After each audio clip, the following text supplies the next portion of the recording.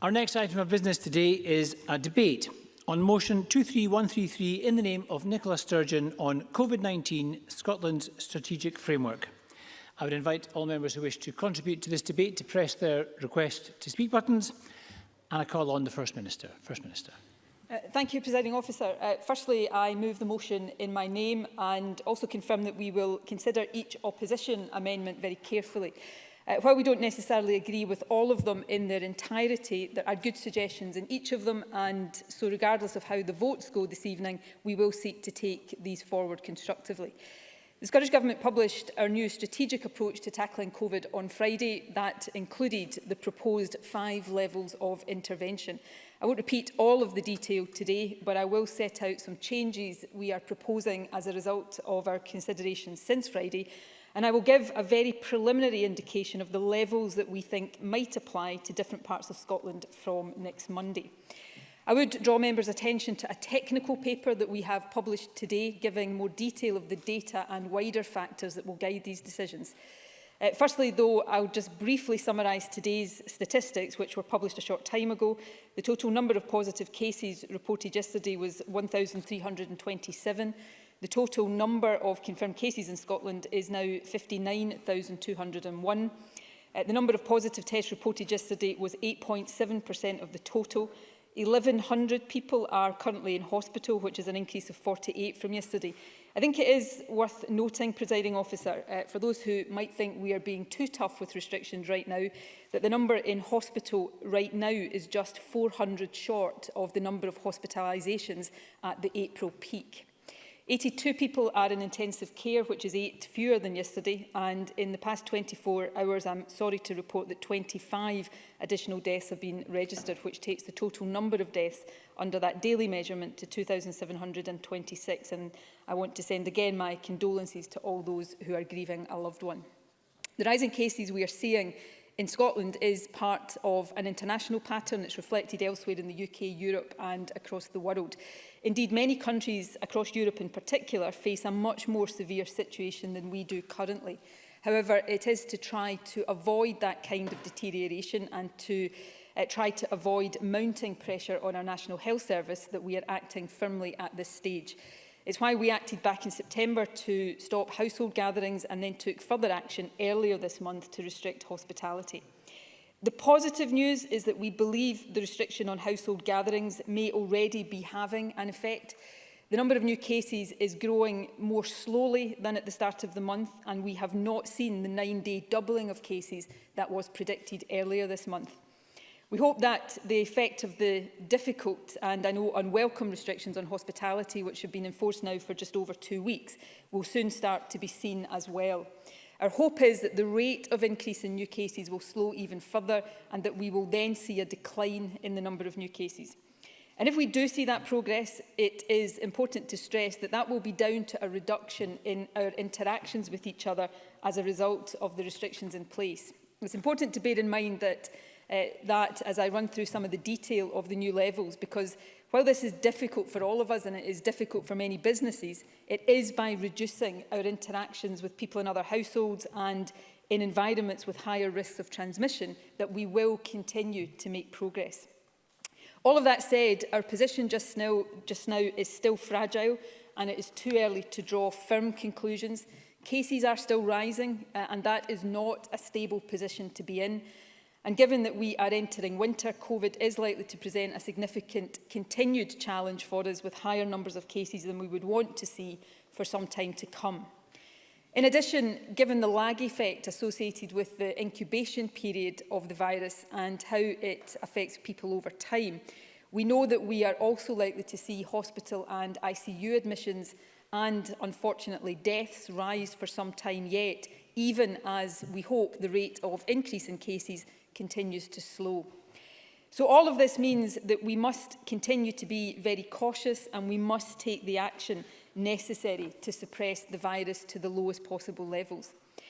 But given that we are likely to be living with this virus for a while, it also means that we must try to be proportionate and as targeted as possible in the actions that we take. This virus does direct... Yes. Willie Rennie. I'm keen to understand where we are on asymptomatic testing now. Does the government now accept that self-isolation of the 80% who have the virus but are not showing symptoms is a benefit that outweighs any of the disadvantages? First Minister. We think it is important and valuable to extend asymptomatic testing. We have done that already. The clinical advice, and this was published in a paper last week from our advisors, is that the priority for that should be to protect the most vulnerable, and I'll come on to this a bit more detail later on. The priority in terms of the first priority for testing is people with symptoms, but we will not just extend asymptomatic testing for those who can help us protect the vulnerable groups, but as we have set out, we will extend that further as capacity allows as part of our increased surveillance and in managing outbreaks. So I agree with Willie Rennie in principle that it is important, but we have to balance the capacity we have with the clinical priorities that have been set. As I was saying, the virus we know does direct harm to human life and health, and we must minimise that. But we also know that the actions that we take to do this cause harm as well to the economy and living standards and to wider health and well-being. So the difficult task all countries have is to balance all of that and minimise the overall harm of the pandemic. The strategic framework and the 5 levels are designed to help us do that. Having 5 levels does not prevent us from applying restrictions consistently across the country if that is deemed necessary, but it means we can avoid a one-size-fits-all approach if it is not. It will enable a part of the country with relatively low transmission to live with fewer restrictions than an area with much higher transmission. Such an approach is more proportionate, but the downside is that it makes the messages we communicate more complex. To help with that, we will be launching a new postcode checker to allow people to know what restrictions are in place in their area at any given time. The detail within each level is intended to give people greater certainty of what to expect at different rates of transmission, but it is important that we retain some flexibility. I want to be clear that we will keep the detail of each level under review as the situation develops, and that's a point that may be particularly important for the hospitality industry. Yes. Elaine Smith. Thank you, Presiding Officer. Just on that point, I wonder if the First Minister would advise Parliament whether or not scrutiny will be given of the new framework in terms of an opportunity to scrutinise the connected regulations before they're actually implemented.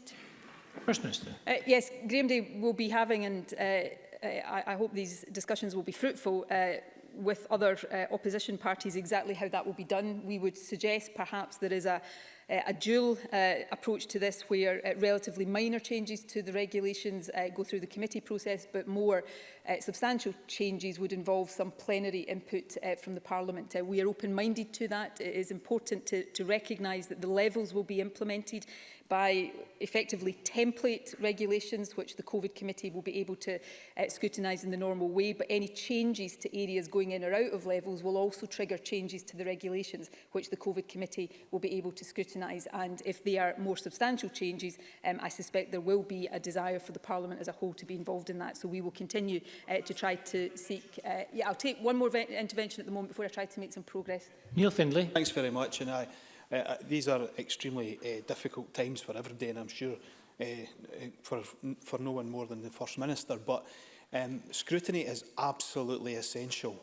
We have been given a number of documents at 12 o'clock today to try and work our way through. This is very complex stuff. We have had no opportunity to consult with businesses in our area, local authorities in our area, and constituents who are writing to us in their droves on a number of issues. So can I make a plea to the First Minister? During the Brexit legislation, we were able to do things in this Parliament quickly that allowed proper scrutiny of emergency legislation. We cannot go on as we are at the moment with having things imposed without scrutiny. It is absolutely essential.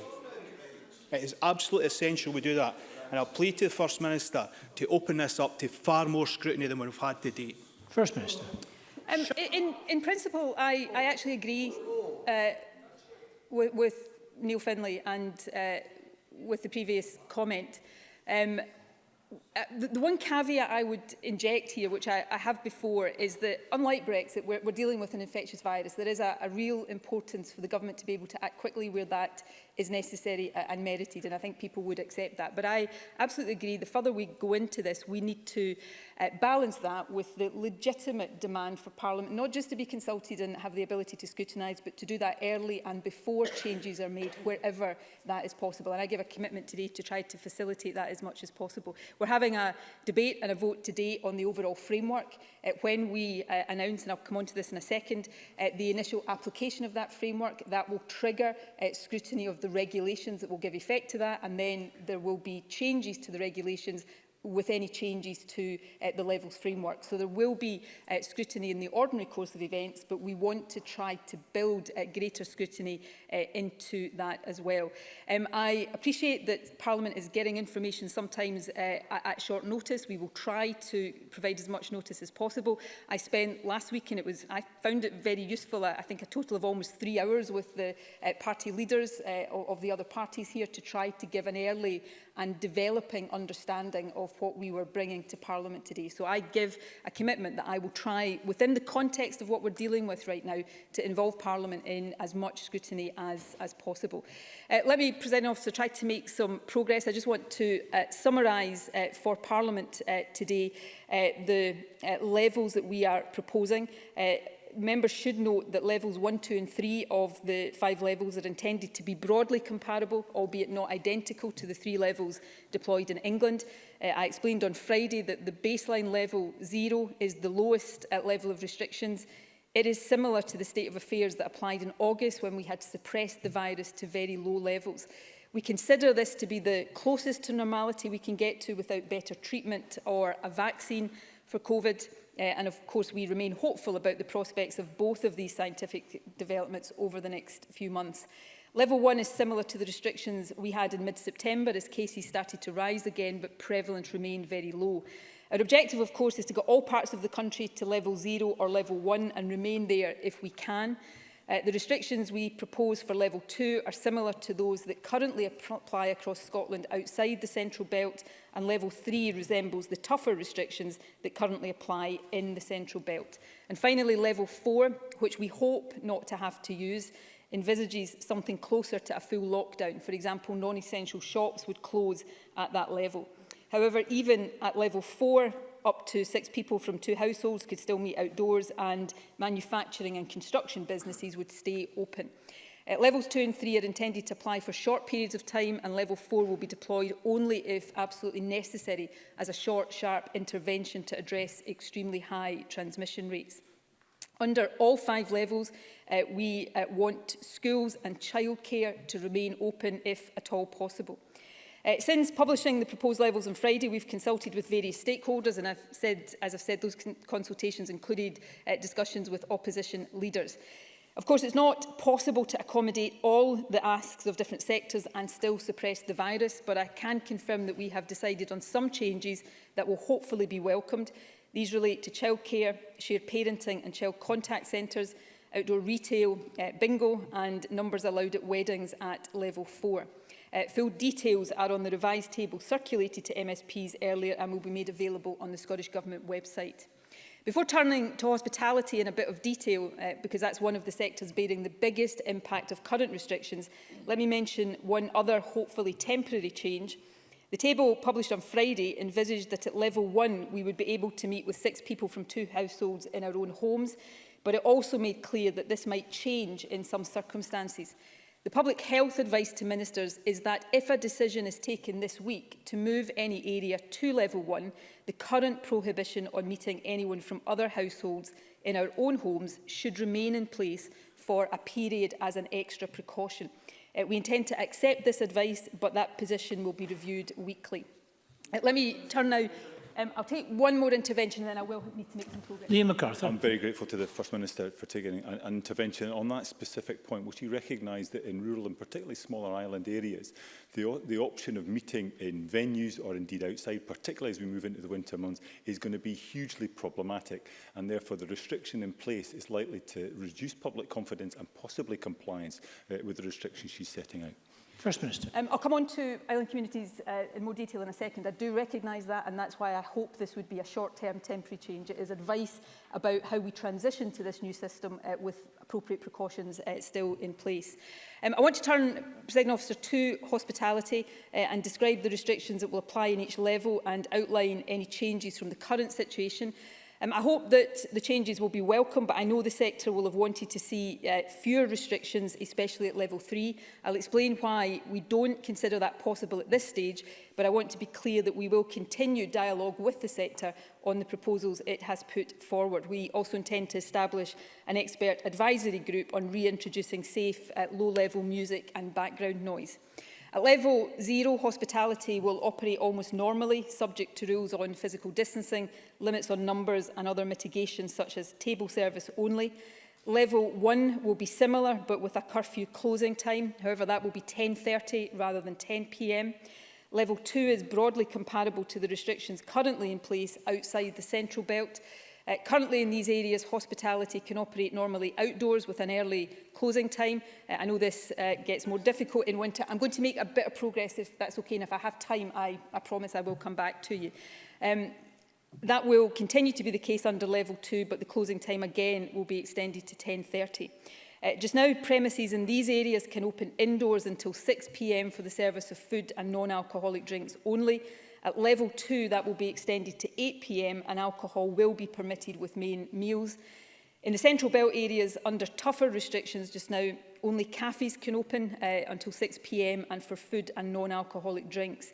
Level 3 is broadly similar, but all hospitality premises will be subject to the same rules, so cafes, pubs and restaurants will be allowed to open until 6 p.m. for food and non-alcoholic drinks. At level 4, hospitality will be closed.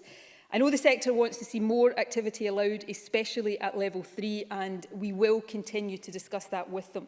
But I must stress that areas at level 3 are the areas currently with the highest levels of infection. Our judgment is that to ease up any more at this stage, particularly as our progress remains so fragile, could risk tipping these levels closer to level 4, rather than have them make the progress we want to see towards level 2. Assuming Parliament agrees the overall framework today, Presiding Officer, I will confirm on Thursday what level each local authority will be placed into initially, and this will be with effect from Monday and will be reviewed on a weekly basis. These decisions will be based on advice from the Government's advisers and the National Incident Management Team. We are also consulting with local authorities. While we will initially apply levels to whole local authority areas, we will look in future at any situation where it might make more sense to be more targeted. For example, a different approach for the Argyll Islands than for the rest of the Argyll and Bute Council area. As I said earlier, we have published a technical paper detailing the factors and data that will guide these decisions. We will look at actual and projected cases per 100,000 of population, test positivity rates and projections for hospital and ICU capacity. And different thresholds for these will apply at different levels. It's important to stress, though, that these decisions will not involve the automatic application of a single statistic or even basket of statistics. These will inform and guide the decisions, but judgment will require to be applied to them. As we migrate initially to this new system, we will be deliberately cautious. As I said earlier, we are seeing signs of progress, but the situation is fragile and it could go in the wrong direction, so we must take care. I hope that over the next couple of weeks, if progress in slowing the rate of new cases continues, we will see more local authorities dropping down a level, but initially most are likely to stay in broadly the same category as now. Now, final decisions have not been taken, but I want to give Parliament a broad indication today of what that means. The Central Belt areas currently under the toughest restrictions are likely to be in level 3 initially, and most of the rest of the country is likely to start in level 2. There are, however, some exceptions under consideration. Firstly, it is hoped that the Highlands, Orkney, Shetland, the Western Isles and Moray might go to level 1. Less positively, we believe that the escalating situation in Dundee City makes it possible it will go to level 3. And as has been reported, we are considering whether the very high rate of transmission and hospital admissions in North and South Lanarkshire may necessitate a move for them to level 4. These are the only areas currently being considered for level 4. There have, however, been some encouraging signs in the last few days that the situation in Lanarkshire may have stabilised slightly, so we will only take that decision if it is deemed absolutely necessary, and I hope we can avoid it. As I say, I hope to confirm these decisions to Parliament ahead of FMQs on Thursday. For all of Scotland, Presiding Officer, our aim is to get to level 1 and then to level 0 of the framework as quickly as it is possible to do. We know this is possible because over the summer we got to the very low levels of transmission that would be needed for that. If we can do that once, we can do it again, but it will not be easy. It will take action from the government to support the wider efforts. That's why our strategic approach doesn't simply set out restrictions, it also explains how we will expand testing and the steps we will take to better support people to comply with the rules, especially on self-isolation. We set out details of our testing expansion in the paper we published last week. And finally, Presiding Officer, we know that while government has the responsibility to lead, success against this virus will depend on all of us. It is difficult and frustrating and getting more so by the day, especially as we head towards Christmas. But if we dig in now and get COVID under more control, we perhaps open the door, not to 100% normality by Christmas, but hopefully to more than we have right now. We all want to see that. So please, I'm asking people to stick with it. As of Monday, make sure you check what restrictions apply in your area. Please stay out of other people's houses except for the limited reasons allowed. Follow the rules on face coverings, avoiding crowded places, cleaning hands, 2 metres distancing and self-isolating and getting a test if you have symptoms. And all of us must try to be as patient as possible at not being able to go to the football or for a pint or out for a meal with friends. These are hard sacrifices, but they will protect you and your loved ones, they will help protect the NHS and they will save lives. And right now, Presiding Officer, that is what we must all pull together to seek to do.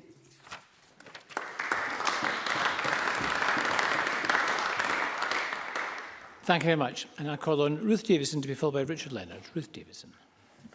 Thank you, Presiding Officer. We are where we didn't want to be, in the midst of a second wave, with hospital wards filling up, shops and businesses forced to close, and many worried that they will never reopen. We have no date for a vaccine, and there is an increasing realisation that a start-stop approach to shutting down society may buy time and space, but it's not in itself a solution. So governments across these islands are now adopting a tiered system of response to see us through the winter and into the new year, with national, regional and local variations. The idea is, once again, to suppress the virus, to cut infection and reduce pressure on our NHS services. And I want to join the First Minister in thanking, as she always does, those doctors, nurses, clinicians and staff who are now steeling themselves for the weeks and months ahead. Because today's position is a chastening one, but we do have a number of elements in our favour. We have a public that wants to help, that will do its bit if the instructions are clear and the reasoning sound. We have more information and data. We have more examples of good practice from around the world to inform our decision-making. And there is also, I believe, a political will that transcends party colours to see us through this challenge. On launching the framework, the First Minister said she sought suggestions for areas which can be improved, questions to be considered and concerns to be raised. And I take her at her word, and the Conservative amendment today is designed to build and improve on the proposals on the table. So let's start with where we are in full agreement and alignment with the Scottish Government. First, in the need to recognise the importance of local authorities and health boards in this process, to make sure that the people delivering on the ground have the earliest possible input on what they're being asked to enact. Also on keeping the schools open as a priority. The First Minister will know that the Conservatives have been unwavering in our recognition of the importance of the physical opening and attendance at school. Where plans for blended learning were being advanced for half days and part weeks, we were clear that our young people had been damaged enough through this pandemic and that keeping the learning, the social contact and the structure of school was an imperative, and the framework recognises this.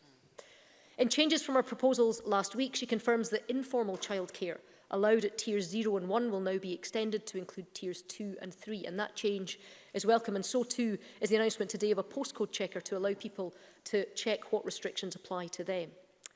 Where we are disappointed is the late change to today's motion to take a swipe at the UK Government, making no recognition of the £7.2 billion of additional funding for Scotland during the pandemic, including £700 million worth of support announced at the start of October.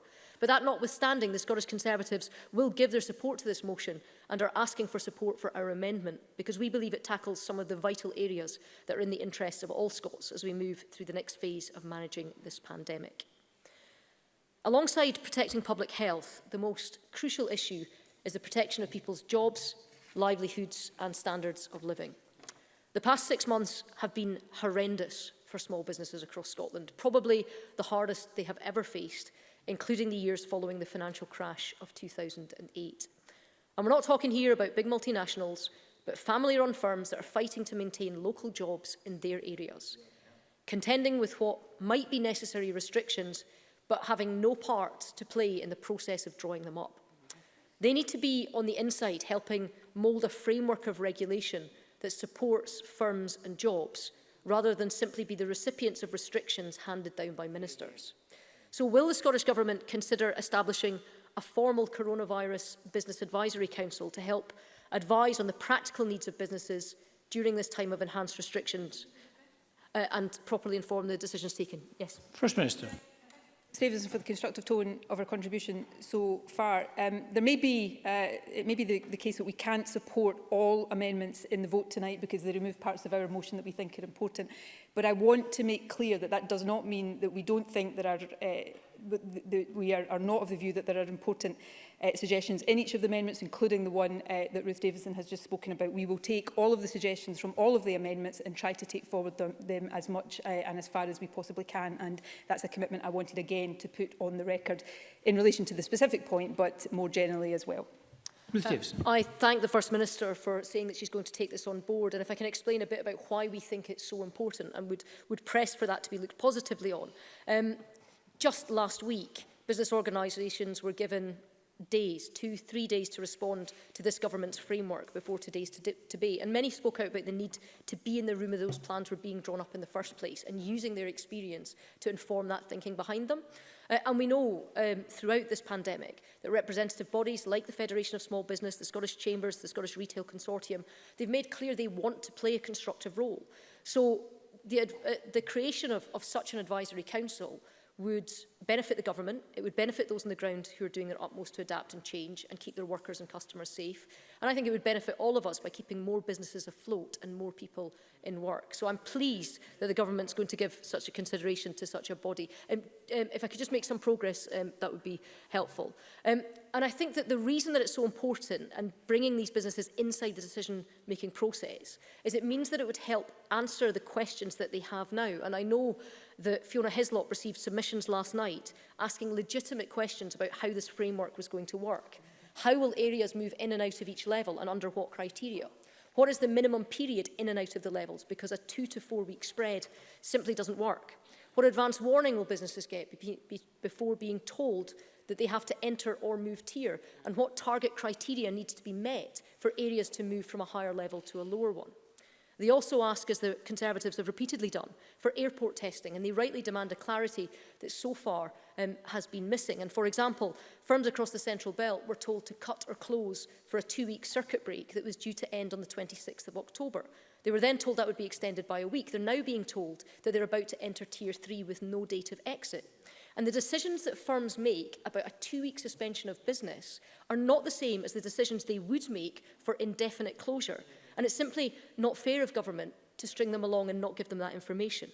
And they rightly ask why cases, hospitalisation and transmission rates can be so wildly different between, for example, Edinburgh and Glasgow, and yet both cities face the same restrictions. So businesses need clarity on the tier system that we're moving to, and they need clear communication and advance warning.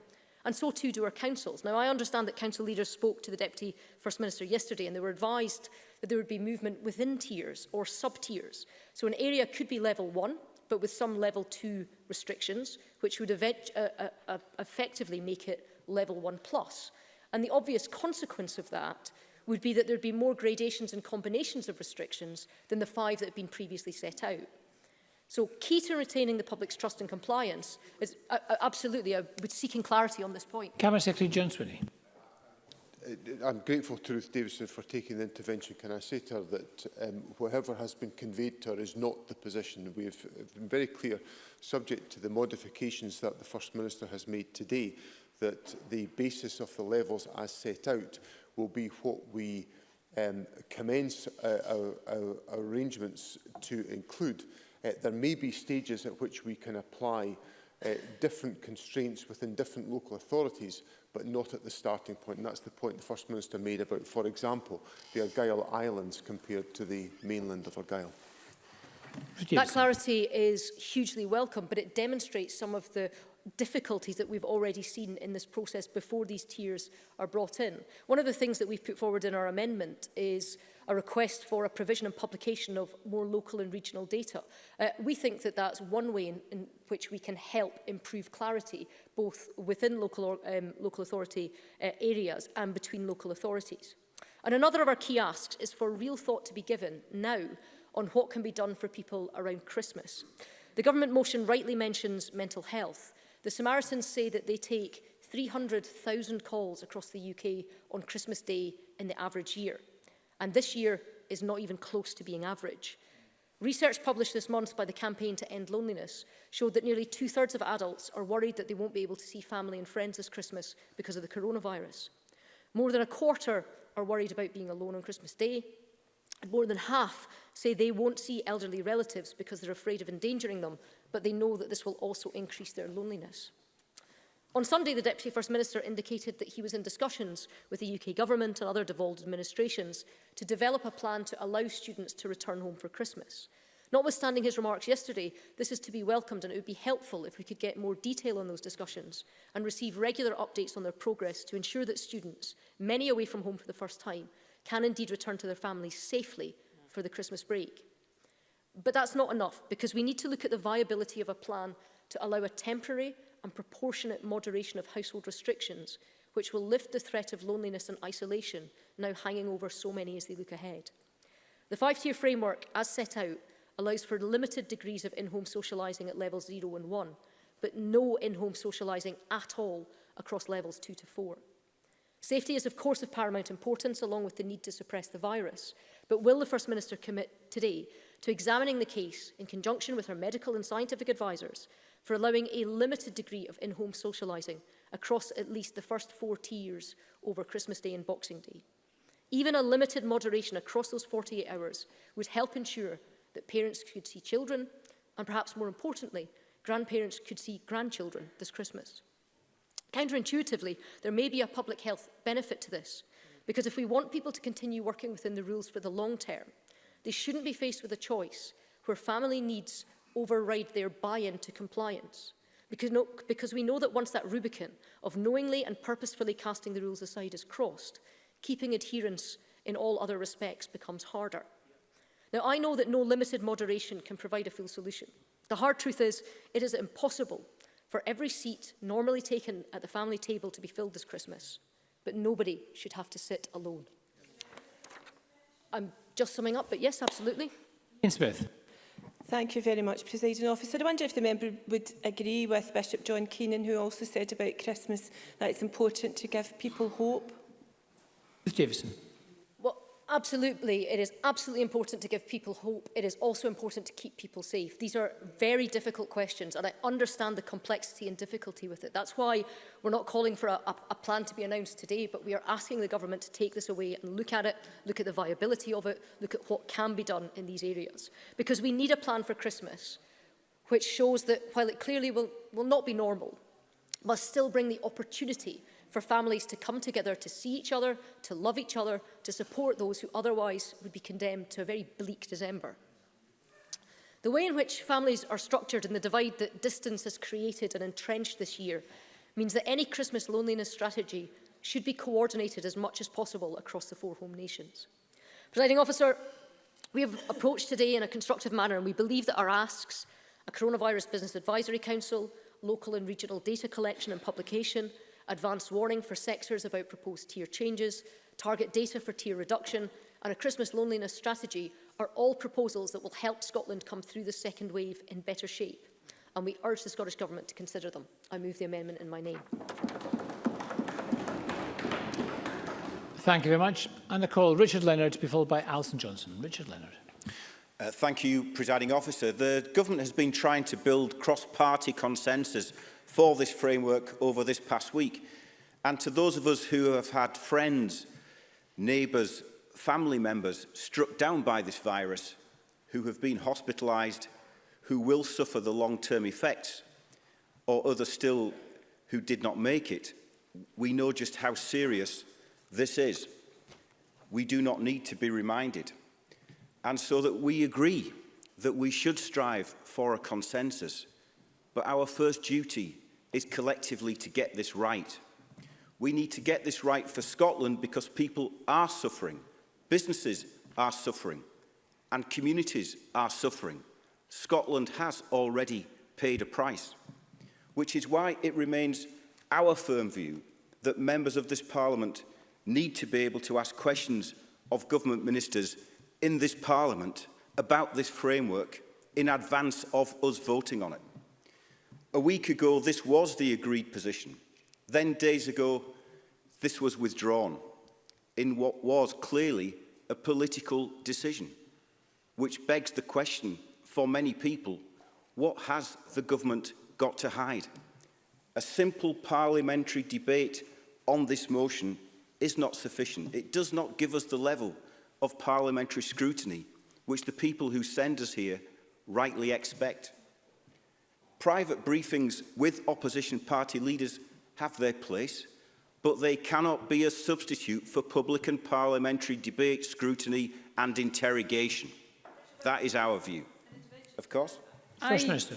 I appreciate the point Richard Leonard is making. I don't think I can be fairly criticised for shying away from questions. I've given umpteen statements in the Parliament, answered probably hundreds of questions in the Parliament. I'll be back here on Thursday for the weekly FMQs. The view was this was the time to have a lengthy parliamentary debate with a vote at the end, which we don't have a vote at the end of a statement. But I will come to Parliament as often as necessary, as often as is wanted. I will stay here for as long as possible to answer questions. I've made that very clear. I've probably, I'll no doubt be corrected if I'm wrong on this, but I've probably answered more questions than any leader of any government anywhere else in the world, and I'm happy to continue to do that because that is my responsibility. Richard Leonard. Thank you, and I thank the First Minister for that intervention, but as a matter of record, we were looking for a First Ministerial statement today so that the First Minister could be questioned, and then this parliamentary debate tomorrow. So if for us it wasn't one or the other, it was both that we were looking for.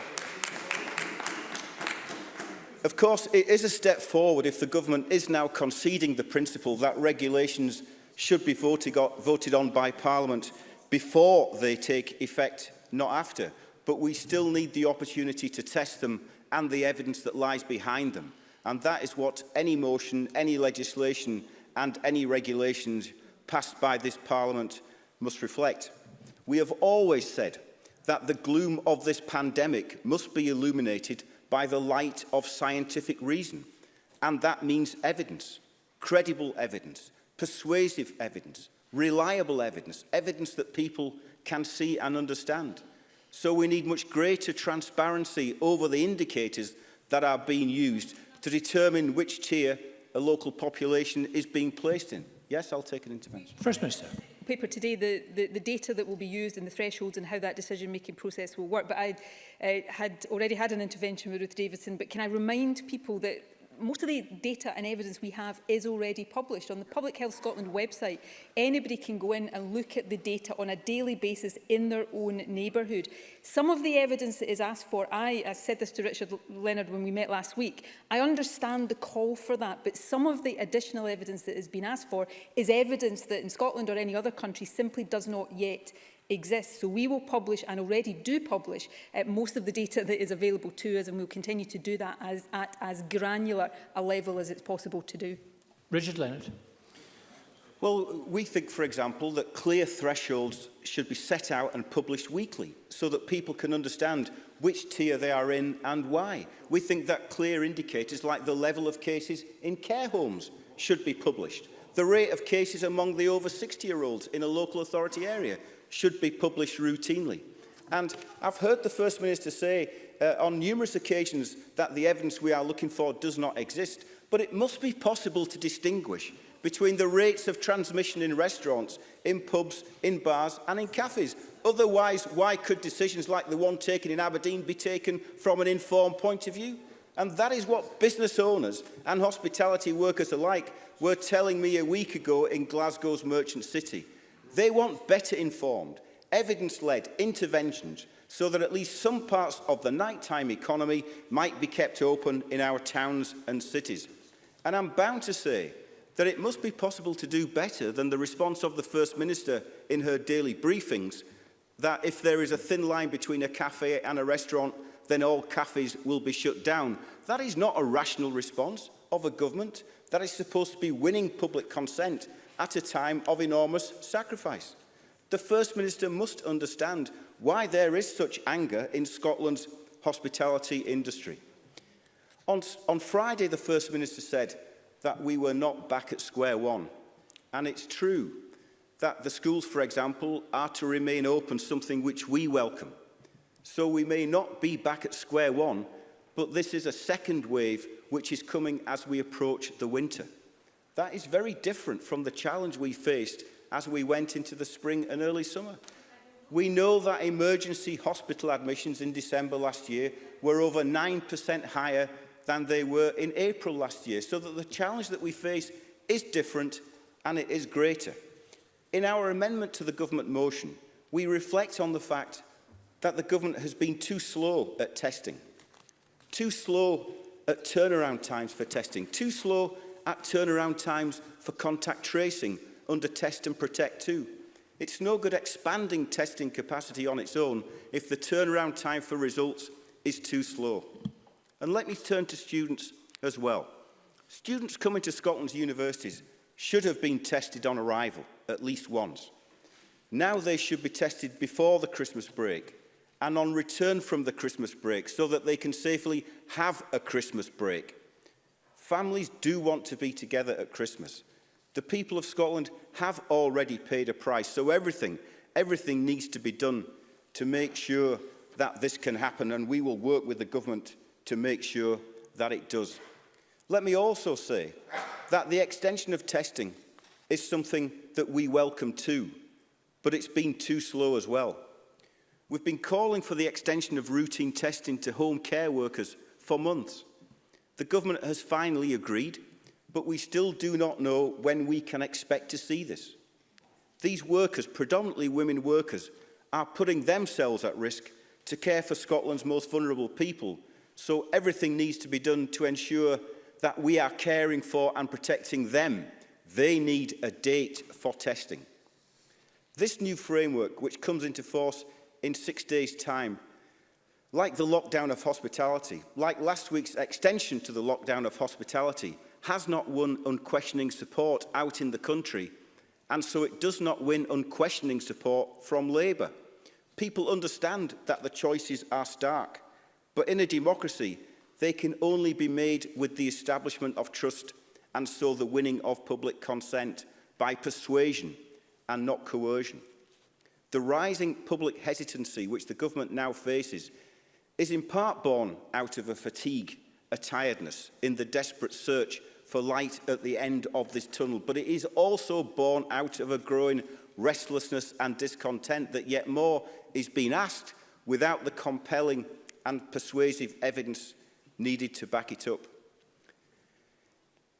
The evidence has got to be central to the winning of public consent, because the selfless sacrifice of the people has been unlimited. The emotional strength, the effort, the endeavour, especially of those key workers who have worked on for month after month with no break, has been heroic. And now with many working people facing the grim prospects of unemployment and joblessness in the lead up to Christmas. And that is why they want a government and a parliament which is on their side. So it's essential that they do not become the victims of a struggle between two governments. We want the two governments to cooperate, not compete, in the interests of public health, of people and of these jobs. So we agree that the Tory government should increase and extend support for businesses and workers in Scotland, but the SNP government needs to be bolder too. This framework, presiding officer, feels like It's going to be with us for some time. So that's why it is so important that we get it right.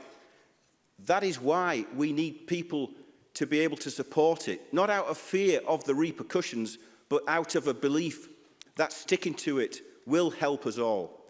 That is the test for the Scottish Government, and it is a test for us as representatives of the people today, because in the end, this is a test of democracy. Can I move the amendment in my name? Thank you very much. And I call Alison Johnson to be followed by Willie Rennie. Alison Johnson. Thank you, Presiding Officer, and I move the amendment in my name. It is vital that the Scottish Government's strategy to tackle COVID-19 is properly scrutinised by Parliament and that we have the opportunity to work towards political consensus. As our amendment states, the Greens believe that the ultimate goal should be elimination of the virus.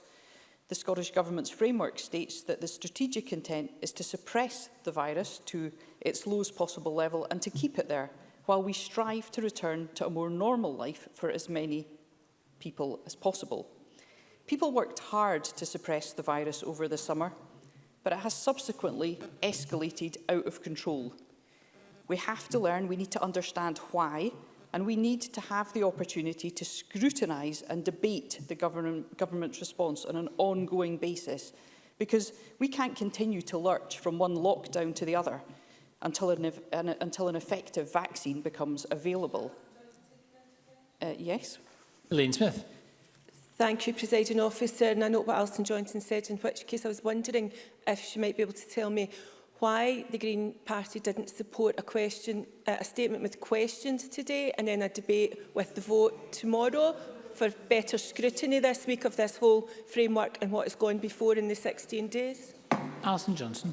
Thank you, Presiding Officer. I'm comfortable with the Green Party's scrutiny of the pandemic. As my amendment states, routine asymptomatic testing will be an important tool in an elimination strategy.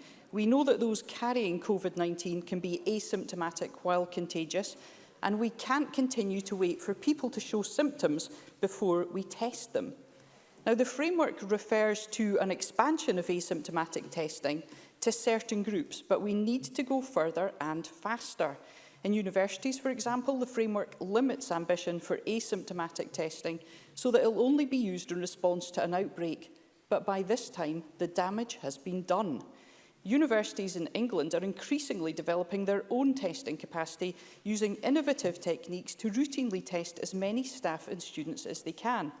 The University of Cambridge, for example, can now test up to 16,000 people per week as part of their own screening programme. So I call on the Scottish Government to work with Scottish universities to let this happen here as soon as possible.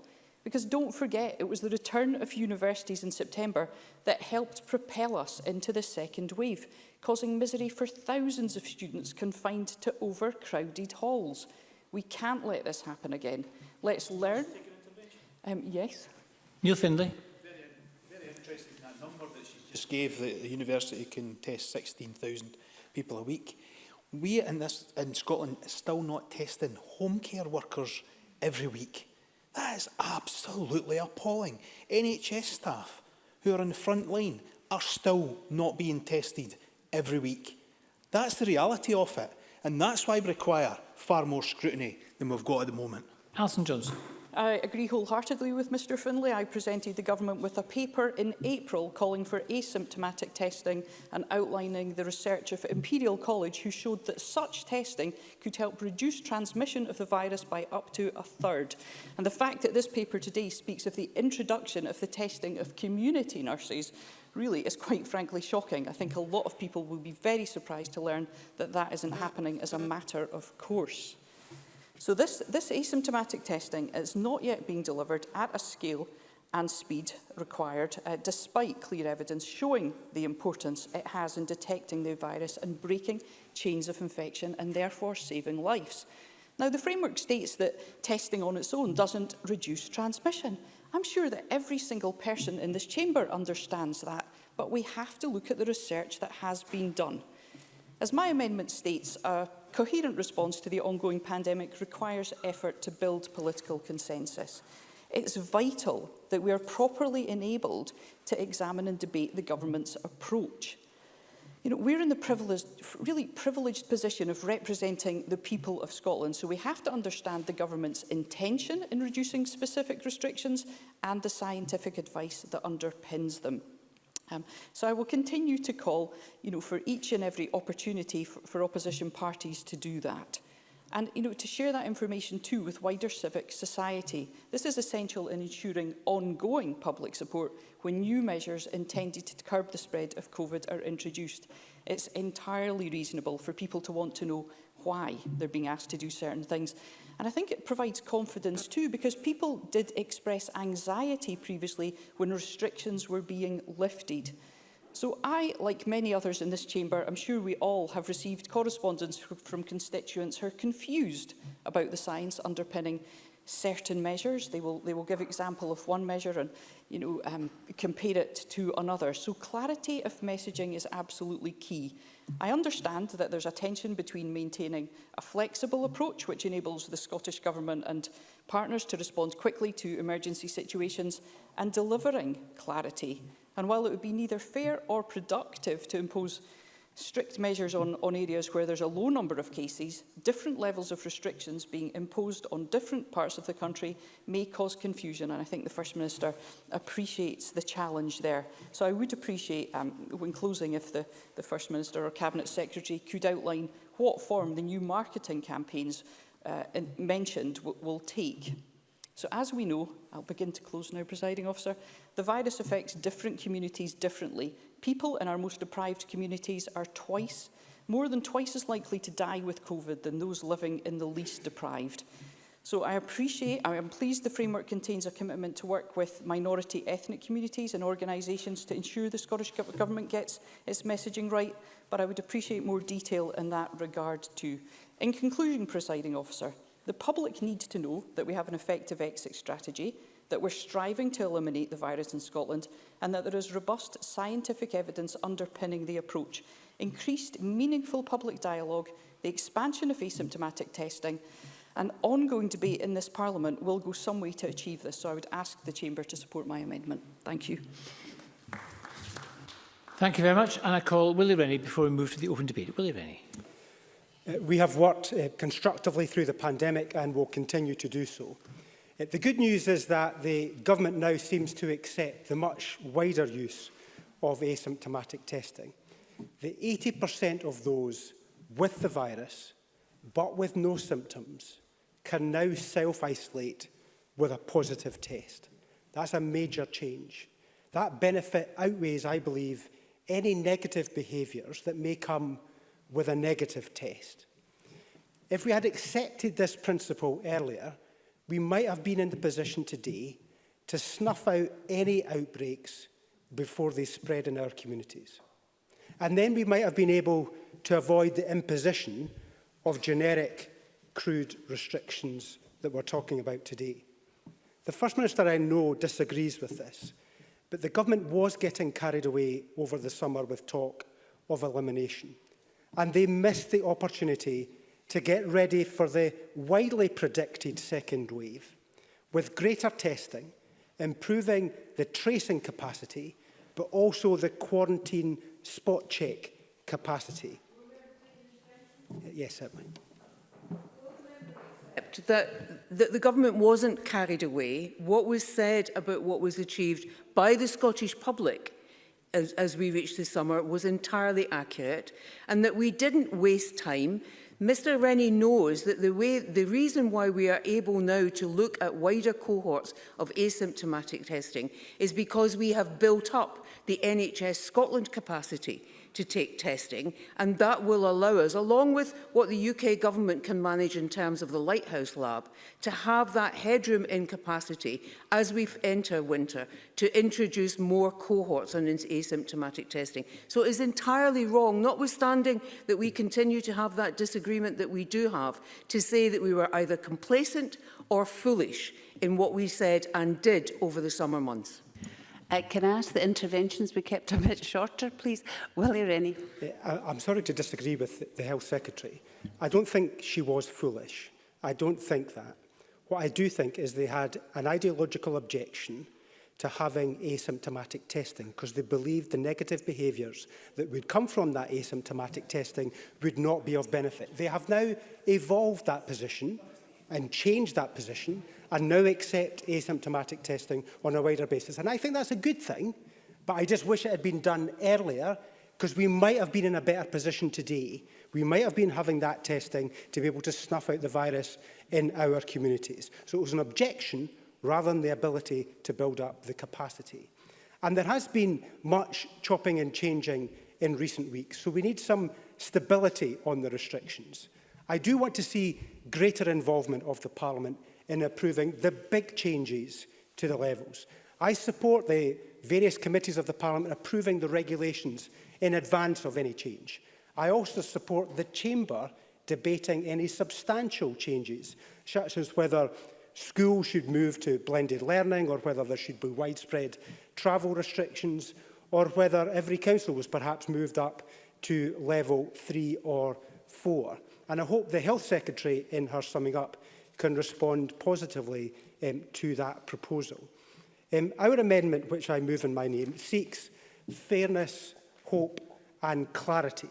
I am pleased that the detail that's provided in the documentation over the weekend and today, the detail on the data, on the issues about the criteria, but also the thresholds. This is something that we asked for, and I'm pleased that it has been forthcoming.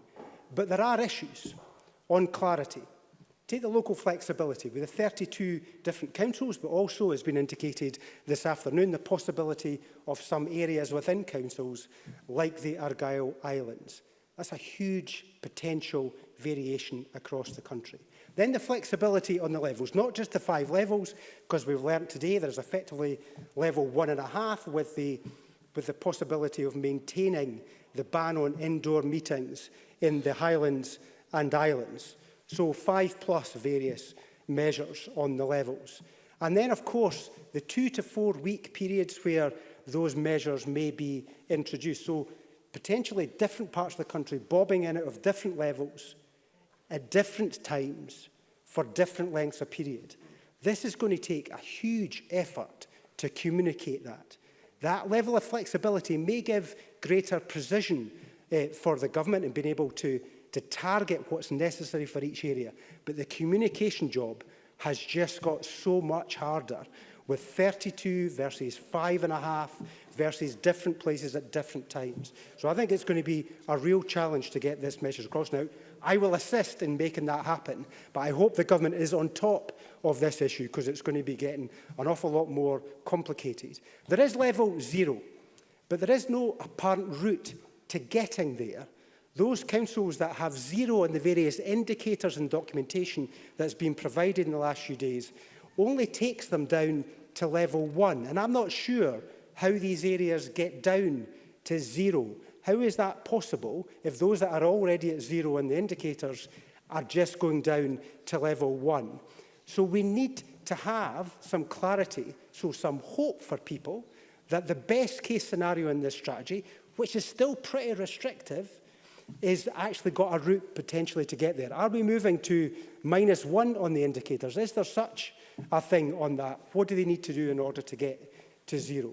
And then still on hope, and this is a much more fundamental point, we need a debate on the longer term goal. Of course, we hope for the vaccine. We hope that that is forthcoming and we suppress it until we get to that vaccine.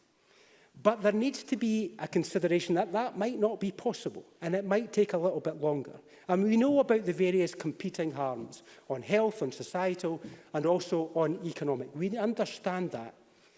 But a short period of time, those harms can be coped with. If they are to last so much longer, the burden of those harms becomes so much greater. And that, I think, tilts the balance and it changes it. And so, therefore, we need to consider whether it's possible to continue those restrictions at this level. Now, if you look at hospitality, now they are expected to be bearing the brunt of some of the changes. Construction and manufacturing sectors have made the changes and now, under all circumstances, with all levels of the virus, are able to operate safely. The same with schools and hospitals is expected. So if that's possible for them, why can't it be possible for tourism, hospitality and the entertainment sectors as well? When the Two Sisters Chicken Factory in Cooperangus was hit by an outbreak, it wasn't decided to close every other chicken plant in the country. So why can't we have a targeted approach to those who comply with the rules on the hospitality sector? Now, I'm not proposing these specific measures, but I want us to come up with a plan for the future, because people do need to have hope that it's possible to get there, because this is going to be a long, long winter, and we need a long-term strategy. Thank you. We now move to the open debate, and it's speeches of up to 6 minutes, please. And Ruth Maguire, followed by Brian Whittle. Presiding Officer, we're all living through really difficult times. We've lost members of the communities we represent, friends and family members to this virus. And it's with them all very much on my mind and heart that I speak today. What we face is a global pandemic of a nasty virus which presents a serious risk to life. Scotland's not alone in facing this. Decisions the Scottish Government is taking, while not palatable, are not being taken lightly, and they're about trying to protect the health and life in the most proportionate way possible. Where there is serious risk to life, serious and sometimes difficult action is required. Scotland is not unique in this. This new strategic framework we're debating today sets out the work required to suppress the virus based on clinical evidence, expert advice and a balanced assessment of the risks. I want to welcome the approach the First Minister and our Government have taken in being open and providing honest reflections of the decisions that need to be made, and acknowledging that balance requires to be struck between the four harms we know the virus causes. None of this is easy. And as we seek to tackle the direct and very real harm to health and life caused by COVID, it's crucial to recognise the wider health harms that will result if our NHS is overwhelmed by COVID. The social harms caused by lockdown restrictions, such as increased isolation and inequality, and the economic harm suffered by business and workers across the country, which in turn causes physical and mental health problems. None of these issues can be viewed in isolation. We must strike the best balances we can in the interests of minimising the overall harm that the pandemic's causing. And I think it's really important to remind ourselves that if we allow the virus to run out of control, all of the other harms will be exacerbated. So that's why everything we do must be consistent with suppressing COVID as far as we possibly can. The 5 levels of protective measures available are helpful in allowing a national approach to be taken if required, but giving the opportunity for local flexibility that can ensure that restrictions are not being placed on people unnecessarily, which is really important. Presiding Officer, I know the personal toll it's taking on people. If we are the lucky ones, we're simply missing family and friends we can't see and the activities we used to take part in. Others are carrying even greater burdens, worried about their long-term health, their families, and how they'll cope with caring responsibilities if they fall sick, worried about their jobs, making ends meet, or putting food on the table for their children. We know that people who are already facing inequality are most likely to be negatively affected by COVID-19, with an increased risk of facing financial and physical insecurity. For example, women are affected in terms of their health, not only as frontline workers and carers, but also because of the policies that have been introduced to manage the impact of the virus. Periods of isolation and social distancing can exacerbate women's experiences of domestic abuse, effectively trapping them in unsafe situations with limited access to vital support and means of escape. And on top of years of exclusion and austerity, Inclusion Scotland tell us that disabled people have been dealt a triple whammy of virus, lack of control and lack of support. Control and support that they need to enable them to endure the pandemic and whatever comes after it. And I note Inclusion Scotland's requests, the point that they make around disabled people being able to self-shield as they are experts in their own conditions. And I would ask the Government to comment on that in summing up. Earlier in the year, I amended the coronavirus legislation to place a requirement on Government to have regard to opportunities to advance equality, Current policies, even in times of a public health emergency, should have equality and human rights at the centre. And whilst I acknowledge how challenging the ask of advancing equality is at this time, we do have some examples of where this has been possible. I would urge the Scottish Government to continue to fully utilise equality impact assessments to see ways of advancing equality and not simply just to highlight issues that people are facing. Presiding Officer, we've probably become a bit inured to phrases like unprecedented times when we hear it so much, but it's the truth that for many of us this poses the greatest challenge that we've faced as a nation. To succeed, to get through this, we need everyone's help and adherence and continued collective care, courage and resolve to do our part, so our communities, our health and care services and our economy can be best protected. By following these measures and playing our individual part, taking care of ourselves and looking out for each other, a better future can lie ahead, and this will pass. Presiding Officer. Brian Whittle, please, followed by Stuart McMillan. Thank you, Deputy Presiding Officer. I think governments the world over are having to make decisions that nobody would ever want to have to make, and I think that's why the Scottish Conservatives, all those months ago, put party politics aside and lent our support to the Scottish Government's efforts to tackle the COVID-19 threat. And that remains our position. I think that remains the right thing to do. I think, however, to help maintain that unified approach, it is important that communication between the Scottish Government and this Parliament remains as open as possible. Of course, we recognised and we acknowledged that in navigating this pandemic, mistakes were bound to be made. That has never been an issue. I think the issue, though, has been the Scottish Government have been less than forthcoming with evidence and opportunities to properly scrutinise and input into the decisions made. And I also think, furthermore, that the Government's response to other party inputs and suggestions has been frustrating, to say the least, to date. However, we are 8 months into this COVID crisis, and there is little sign of it abating any time soon. Quite frankly, I'm sure that the expectation of the Scottish Government, and many of us in this chamber, was that the worst would be over and it would be under control by the time we got to this point. Now, the reason I say that, Presiding Officer, I think, is the approach continues to be predominantly reactive without an overall framework and direction that the Scottish public can work to. Most importantly, I think there is little discussion on an exit strategy from the pandemic. There is a balancing act here between the need to protect the public from the virus itself and the need to protect them from the impact of the restrictions, because there are very definite significant health issues relating to imposing COVID restrictions, both physically and mentally, as well as the obvious economic pain. As has been mentioned before, in terms of mental health, Christmas is now looming on the public conscience, and the concerns are rising of the impact of loneliness and being away from loved ones, some of whom have not had the chance to see each other since March. So, Deputy Presiding Officer, what are the chances of the public adhering to, en masse to the ask to stay away from loved ones? They do need hope. They do need a ray of light at the end of a long, dark tunnel, of course. Nicola Sturgeon. Both for his contribution and for giving way. Everybody wants to see their family at Christmas. I desperately want to see my family at Christmas. Can I ask the member if he agrees, though, that the best way to try to open the door to as much normality as possible at Christmas, and we'll plan as well as we can, but we cannot foresee the future of this virus, absolutely, but the best route to that is for all of us to dig in and abide by all of the pieces of advice right now to get the virus to low enough levels that opens the door to that normality. And I think it would be good, as members are doing, for all of us to continually come together behind that message. Brian Whittle.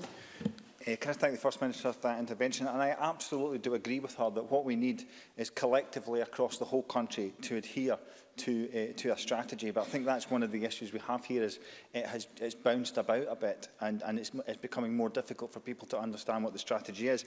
I think in terms of Christmas, that's why we have asked for a Christmas strategy to be developed, to have a look at. We don't know what that would be, but we'd like that to be looked at, because I think hope is something that is in short supply at the moment. But if I can move on, I want to put forward the case for the voice of business to be heard when decisions on restrictions are being made, to protect as many jobs as is safely possible to do, which again speaks to the Scottish Conservative amendment. Now, businesses traditionally work to a 1, 3 or 5 year plan, but currently can't even work to a week in advance in many cases. Continually opening up and shutting down is unworkable. Business is not a tap that can be turned on and off. It may be easy to shut a business down, but it takes time to turn the tap back on again. Now, businesses were asked to innovate, to find ways of operating in a COVID-safe environment, to safeguard as many jobs as possible, and I think they did rise to that challenge. But then the rules changed and all that investment and innovation were lost.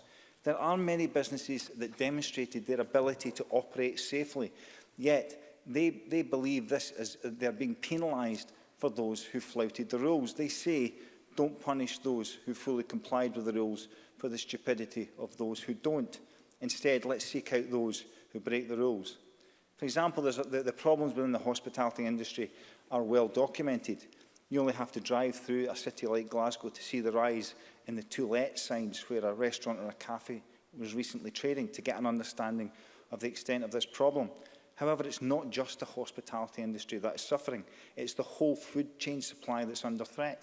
Now, I spoke with a major wholesaler on Friday who, in his words, is hemorrhaging money to a point where he is considering having to shed 70 staff because he doesn't know what's coming down the line.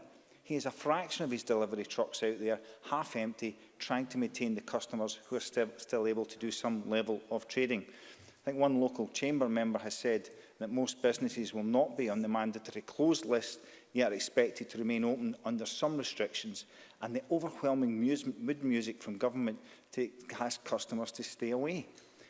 We need to speak to the Scottish Wholesalers Association. They'll tell you the stark reality of the cliff edge that they face, a sector that is worth £2.9 billion to Scotland, supplying some 5,000 convenience stores, as well as hospitals, schools, prisons and hospitality. They have high overheads and carry significant stock. They have been left out of the support schemes such as rates relief. If the supply chain fails, it will be extremely difficult to rebuild. There will be a post-COVID period, and business needs to know that preparations and plans are being made that they can work to. They need to know that there is light at the end of the tunnel to be confident in retaining their employees. And if I can quote the Scottish Chamber of Commerce, hope and confidence in the data and evidence being collated and analysed by the government needs to be open, detailed and regularly reported and communicated. Come to a close, please. This will be critical to regain the trust that there is still both an ambitious and innovative strategy and a plan to guide us through the crisis. And in conclusion, we do need to protect lives and livelihoods. It doesn't need to be either or. 8 months in, and I think our response should be more sophisticated. I think it's time to take a breath and let those most affected by the restrictions have their say. Deputy Presiding Officer. Stuart McMillan, please, followed by Pauline McNeill. Thank you very much, Presiding Officer. Presiding Officer, first of all, I'm pleased to be speaking in this important debate. But at the outset, as an English Scot, I'd like to put on record my anger and disgust at the comments from Willie Rennie at the weekend. His appalling attempt to bring naked constitutional politics into COVID-19 was ill-befitting of any party leader in this chamber. I'm sure that Willie Rennie will not have found the First Minister or any SNP politician spouting the rubbish that he actually claimed at the weekend. And I quote from Mr Rennie, anti-English rhetoric has reared its ugly head at different points throughout this crisis, and there is no place for it. Just as he is not responsible for the comments of his supporters, there is no party leader in this Parliament is responsible for the people who support them. And similarly, no party leader is responsible for the people who are not members of their party supporting their particular cause. And if you want to intervene, I'll take his intervention. Willie Rennie. I certainly do. I think that's an astonishing remark. There have been nationalists right across this country who have been trying to claim that the source of the rise of the virus in Scotland is coming directly from England. And that is something that has not been refuted enough by the leadership of the various political parties in this Parliament. And I will stand up and do that at every opportunity, because we are one united kingdom and we should be standing together against this virus rather than trying to divide this country. And I regret the comments from Stuart McMillan. Stuart McMillan. Presiding Officer, sadly, I regret the comments of Mr Rennie, because once again, he cannot rise to the occasion on the issue of COVID-19. Presiding Officer, it is clear from the outset, that a four-nation process to deal with this COVID-19 pandemic was important, it was crucial, and it was attempted to be delivered, certainly from this Scottish Parliament and this Scottish First Minister. The Scottish Government are continuing to press the UK Government to ensure that sufficient four-nation approach does take place, particularly on the necessary funding for Scottish businesses and also for workers in Scotland. Presiding Officer, the support that the Scottish Government is providing is the maximum that can be afforded under the current powers of this Parliament and also with the resources that are available. And this is why that the dialogue and the discussion must continue. And earlier this year, Mark Drakeford, the Welsh First Minister, called for a UK-wide lockdown strategy and criticised the UK Government for its policy. And I quote Mr Drakeford, it was the tendency to keep, this is about UK Government, tendency to keep its cards close to its own chest, and then late in the day revealing their thinking to other governments. Now, I disagreed then with Mr Drakeford, and I still do so now. And actually, I very much agree with the comments from Jackson Carlaw earlier this year, when he is quoted as saying a national strategy can allow for variations, different nations operating at a different pace, reflecting their circumstances. Now, I agreed with Jackson Carlaw then, and I still think that was very much a comment for today also. If a full UK-wide strategy were to be implemented, then it would not be able to provide for the local actions for local situations, something that Mr Rennie was actually talking about in his earlier comments. I mean, he spoke about wanting plans to allow for people to follow the rules, but also spoke of he did speak about the potential confusion of messaging within local authority areas if there were to be different set of circumstances within those areas. But the UK Government three-tier system will be helpful for England, and I welcome that. But I also believe, however, that the Scottish Government's five-tier strategy however, advances what certainly has been in place already in Scotland, and certainly at some point in the future, something else, another strategy will actually come across that will actually improve upon what has been announced today. COVID-19 doesn't stand still, and the scientists are learning every single day. And with this, this is why I genuinely welcome what has been published. I welcome this framework, and certainly also for it to be local authority-based, and not based solely upon health boards. Now, Inverclyde has been surrounded by areas whose rate has been a lot higher than ours, apart from Argyll and Bute. Now, I would like to see Inverclyde actually placed in a tier that helps the economy reopen under the appropriate measures. And certainly Tier 2 would be ideal. And I know, obviously, that with the proposal from today, with the new set of the Tier 3 rules, that they're a huge step forward. But I still do think Tier 2 would be advantageous for my local area. On the 24th of October, Inverclyde had 52 new cases, whilst neighbouring Renfrewshire had 383 and North Ayrshire had 310, except North Ayrshire is obviously in Argyll and Bute. So it is in NHS Ayrshire Arm. But our rate certainly is lower than our neighbours. Inverclyde has got 68.1% per 100,000, Renfrewshire 222.8 per 100,000, and North Ayrshire 239 per 100,000. I also accept the challenge that there will be if there was that additional flexibility, because people will travel, and it's already been documented of people travelling from Glasgow over to Helensburgh last weekend, and certainly that would happen to Inverclyde as well. So that then takes potentially the risk into these areas that have a lower level. But the presiding officer, to conclude, I genuinely welcome this five-tier strategy.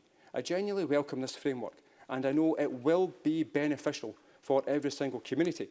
But also, as we're very much aware, I mean, we have to do what we need to do at the moment, because certainly we do want to have a Christmas. We do want to have a better outcome for every single person, not just in Scotland, not just in the rest of the UK, but also globally. Thank you very much. Pauline McNeill, followed by John McAlpine. Scotland has already paid a very heavy price in the fight against the coronavirus pandemic, but we have reached a critical point in reassuring the public that the latest strategy, published over the last few days, is workable, that it can win trust and support from ordinary people. It already feels grim as we wait the official announcement on Thursday, and the First Minister has given us a rough indication today of how the country might be divided up. We know it's a global problem. We are not alone. We are doing better than we were, but we are still far away from having it under control by WHO standards. Track and trace and the failures of track and trace are one of the key reasons why we are not doing better, as we've heard low compliance rates. And I know many people still waiting to be contacted while they've known they have been in the presence of someone who has had a positive result. So there's still much to be done here, and we need to learn the lessons from countries who have had the success of that. And that message has not really changed in the last 7 months. That test, track and trace is the key. And I also believe that we must aim for a mass testing strategy going forward to open up the economy. I would like to add there are many workers playing key line on the front line, our health workers, our care workers. Retail workers too are facing the public every day and are beginning to question whether or not they should be tested. And I just wanted to mention that in the passing. But the basic principle should be that if you're shut down because of a decision for public health, then there has to be support for those people and for those businesses. Has to be a basic principle. So we still have to see how effective the recent restrictions have proved. First Minister said that there are early signs that it is looking to improve figures, and we're now going to move to a new 5-tier matrix, which is already causing considerable confusion and brings many questions about how decisions will be made and if we're on the right path. Transparency, simplicity are paramount, and without it, there will be confusion that helps no one. As other Labour members said today, I would have preferred to be a full participant in the process of scrutinising, which I believe is my job to do, of this framework. And the business manager said earlier in the day that the view was that we should just have a debate, but it was not our view, and I want to make that absolutely clear.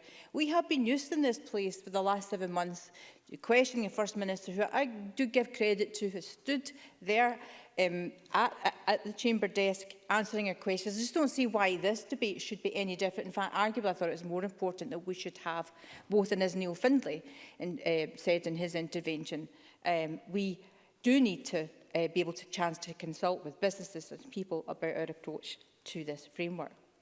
It's what our constituents demand of us, that decisions are backed up by clear data and that the process can be easily followed, because the businesses which will have restrictions put on them should have the commensurate financial support, still have many questions unanswered.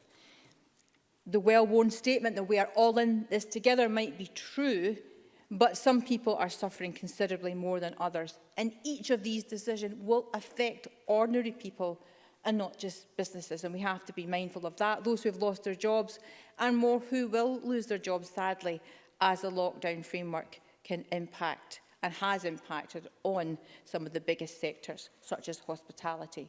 There's already confusion and divisive arguments about what a cafe is and what a restaurant is. And hospitality, no, they are the sector that may be expected to have more closures in the coming months, depending on what level they happen to be in. So we must make sure that those questions are answered. So the criteria for moving into each tier of the... Of course I will, yeah.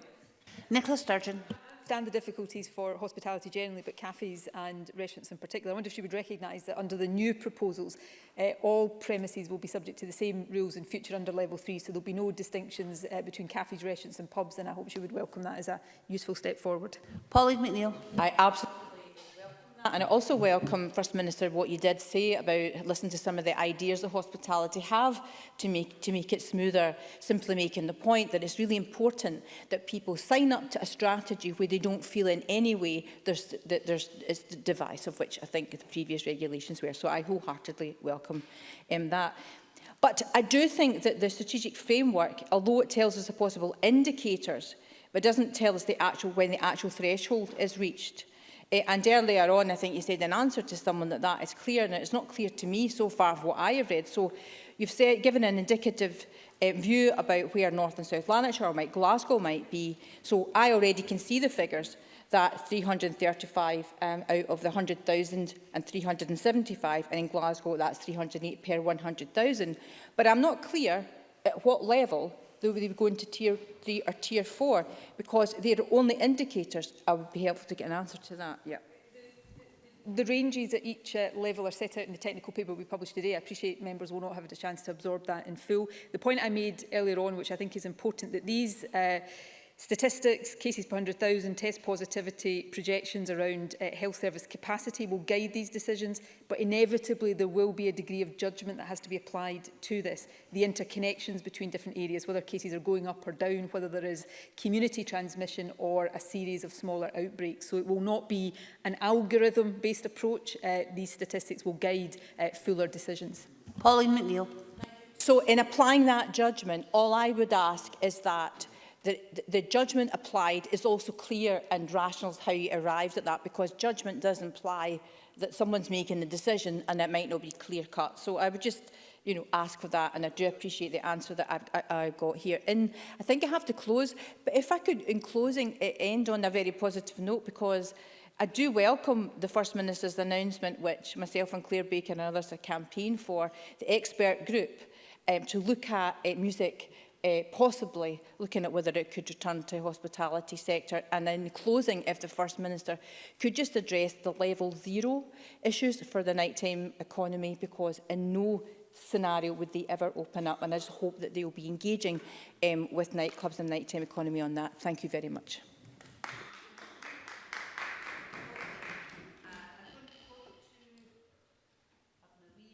Offline, so I'm looking to say, oh, no, can't go there either. Graham Simpson's there. Yes, we'll have Graham Simpson.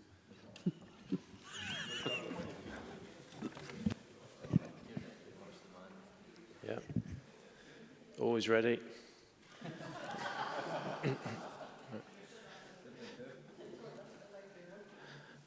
Presiding Officer, it's really good that we're having this debate today. Parliament has so far been an after-the-event bystander when it comes to dealing with COVID-19. We've not had any meaningful votes. We've scrutinised some quite restrictive measures, but only after they've come into effect. And we've had important matters relating to the pandemic announced at a daily press conference rather than to this Parliament. Both those things should make the presiding officer as angry as the Speaker of the Commons clearly is. Now, at the start of all this, I thought the advice we were all getting was clear and easy to understand. If you don't want to catch the virus, stay away from other people, keep your hands clean, and don't touch your face. I felt pretty safe sticking to that, as did most people. And now, though, we have a somewhat confusing muddle of rules and regulations, and people are finding it hard to comply with what they don't understand. The members will know, because they can see it for themselves, that many people are, for example, struggling with the law that says you can't have visitors to your own home. And that brings me on to Christmas. People will go to see family over Christmas. They will travel within Scotland and between the nations of the UK. So the governments of the UK need to pull together to find a way that makes things work for people over the festive period. Now, the plan unveiled by the First Minister last week was, to me, a document devoid of hope, because there was nothing about what needs to happen to get us back to normal. I think the people who are making so many sacrifices and businesses deserve to have a plan that shows them how we can get there. We'll support the plan, but it does run the risk of confusing people even more than they are now. The mood music over getting a vaccine is encouraging, but what if we don't get one anytime soon? These restrictions could potentially last for years. The plan provided no detail on what has to happen, what evidence is expected to move an area from one tier to another. People and businesses have a right to expect some clarity on that. So the paper released earlier today, setting out some of the indicators, was useful, and I would say should be updated for MSPs weekly. I want to turn now to reports that South and North Lanarkshire may, and I stress may, be put into the highest tier. I hope that's not the case, because if it is, it will be because the numbers have gone in the wrong direction. The paper I referred to a moment ago does not look good for Lanarkshire, so we may be heading for that top tier. The paper says that an area would be considered for level 4 if it broadly meets one of 5 conditions. What do we mean by broadly, and why just one of the conditions? As a local member, I would want to know where the cases are, how the experts think they've been spread, and what the situation is in Lanarkshire's hospitals. Yes? Nicola Sturgeon.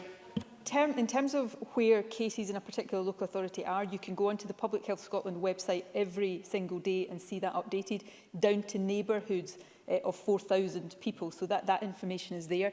In terms of the second point, where cases spread, there are limits to the evidence on that without genomic sequencing, which we are doing, or scientists in Scotland are doing. Beyond that, we have to make assumptions based on the information that comes through Test and Protect. So some of this data can't be provided in that timescale, but we are working to provide as much detail as possible, and some of what he has just called for is already available. Graham Simpson. Okay, I thank the First Minister for that. And I was really pleased to hear earlier that we're going to get this postcode checker. I think that's a great idea. We've had hospital figures Lanarkshire-wide, but I think a further breakdown would be useful, hospital by hospital. The government must, if they go down this route, say how they're going to protect the businesses that will be forced to close in Lanarkshire if Lanarkshire goes into that top tier. And if there are to be travel restrictions, then the government must say how that would work and how it would be enforced, because people travel in and between council areas as part of their daily lives. Dropping the kids off at school, for example, if it's in a different council area, or doing your shopping, just normal stuff. So I'd appeal to the government to show some flexibility too, if that's possible. The First Minister mentioned this earlier, but would it be fair to apply restrictions in rural areas in Lanarkshire, such as Clydesdale, if the numbers there don't justify it? In all this, I would urge the government to work with elected members in any area that is likely to go into that top tier. We don't, I think, have to put things like moving tiers to a vote every time, but we do need detailed discussions so that we can all agree on what is needed to protect public health whilst also protecting the economy. Presiding Officer, government has a tough job, difficult decisions have to be made, and there is a difficult balance to be struck between taking public health measures and protecting the economy and the fabric of our society. I don't envy them, but it's vital that the government carries the country with them on this journey, and that's why they need to do better at explaining what they want to do and why. Joan McAlpine, please, followed by Kenneth Gibson. Thank you very much, Presiding Officer. I welcome the document, COVID-19 Scotland's Strategic Framework, and in particular the emphasis it places on the well-being of the most vulnerable, including extending asymptomatic testing to those most at risk. And I want to focus my remarks today on one of those groups, people with learning disabilities, whose interests I have raised before. People with learning disabilities do not command the same headlines as some of the other groups most affected by the pandemic, but that's all the more reason to draw attention to their needs in today's debate. The government's Keys to Life strategy acknowledges that people with learning disabilities already have poorer health outcomes and die earlier than the rest of the population. Last week, the journal Annals of Internal Medicine reported that people with Down syndrome have at least 10 times the risk of dying of COVID-19 than the general population, based on the UK data of 8 million people. In June, the Care Quality Commission in England reported a 134% increase in the deaths of people with a learning disability during the height of the pandemic. Yet neither learning disability nor Down syndrome is listed in the Four Nation guidance as a condition which makes people more vulnerable to COVID-19. If people with a learning disability live in a care home, they will have the additional protection that comes from asymptomatic testing of the carers who support them.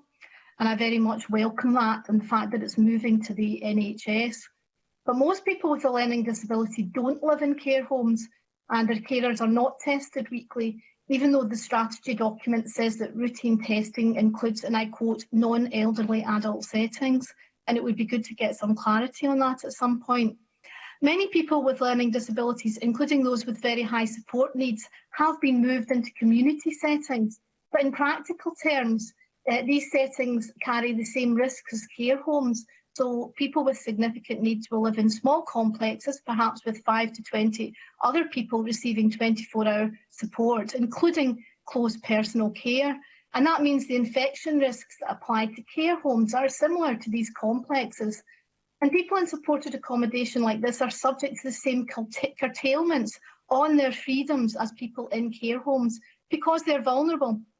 Now, I know that charities like Enable and Epilepsy Scotland have also called for routine testing in these settings, so I welcome the government's commitment and look forward to more detail on when it will be delivered. I understand that home care workers should also be included in that they look after people with learning disabilities as well. But if there's a capacity issue, then I would have suggested that these complexes where people receive 24-hour care alongside other people in supported living really should come first. I have a personal interest in this matter. As I've said before, Presiding Officer, my sister has Down syndrome and lives in supported accommodation. And when it was a bit warmer, I was sitting with her in the shared garden, and one of the fantastic staff who looks after her in Inverclyde told me that her husband worked in a nearby care home and was tested every Monday morning, and she simply couldn't understand why the people she cared for were not offered a similar protection. And it was the people that she cared for she was thinking about, not her own health. The strategy document also places a welcome emphasis on well-being of the most vulnerable, and I know that the Cabinet Secretary for Health has written a very welcome letter to directors of social work on the social isolation experienced by learning disabled people as a result of the closure of adult day services, or adult resource centres as they're sometimes known. And in that letter, the Cabinet Secretary emphasised their importance and urged safe reopening, and the importance of putting meaningful alternative provision in place where capacity is reduced. However, the feedback I have got from all over the country is that little or nothing has been put in place often to compensate for the closure of these ARCs, and because of this, hundreds of people have been left at home and their carers are under enormous pressure. In South Scotland, where I live, one local authority is now undertaking remote needs assessments before they provide the alternative support, and that process is causing real distress. A carer in my constituency who supports her learning disabled sister was told that if they moved to self-directed support to replace the day centre provision while it was closed, the funding would only cover basic needs such as feeding and washing. So the social stimulation, leisure and friendship that she got at the day centre would not be replaced.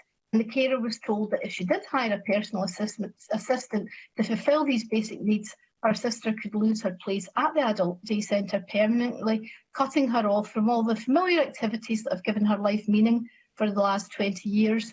That's not a person-centred approach, and I'm sure the whole chamber agrees it's not an acceptable approach. So in conclusion, Presiding Officer, can I ask again that people with learning disabilities are given the health protections that they need by testing anyone who they rely on for close personal care, and that local health and social care partnerships and local authorities ensure that people with learning disabilities are treated as human beings with the right to companionship, recreation and meaningful activity, as well as having their basic needs looked after. Thank you very much.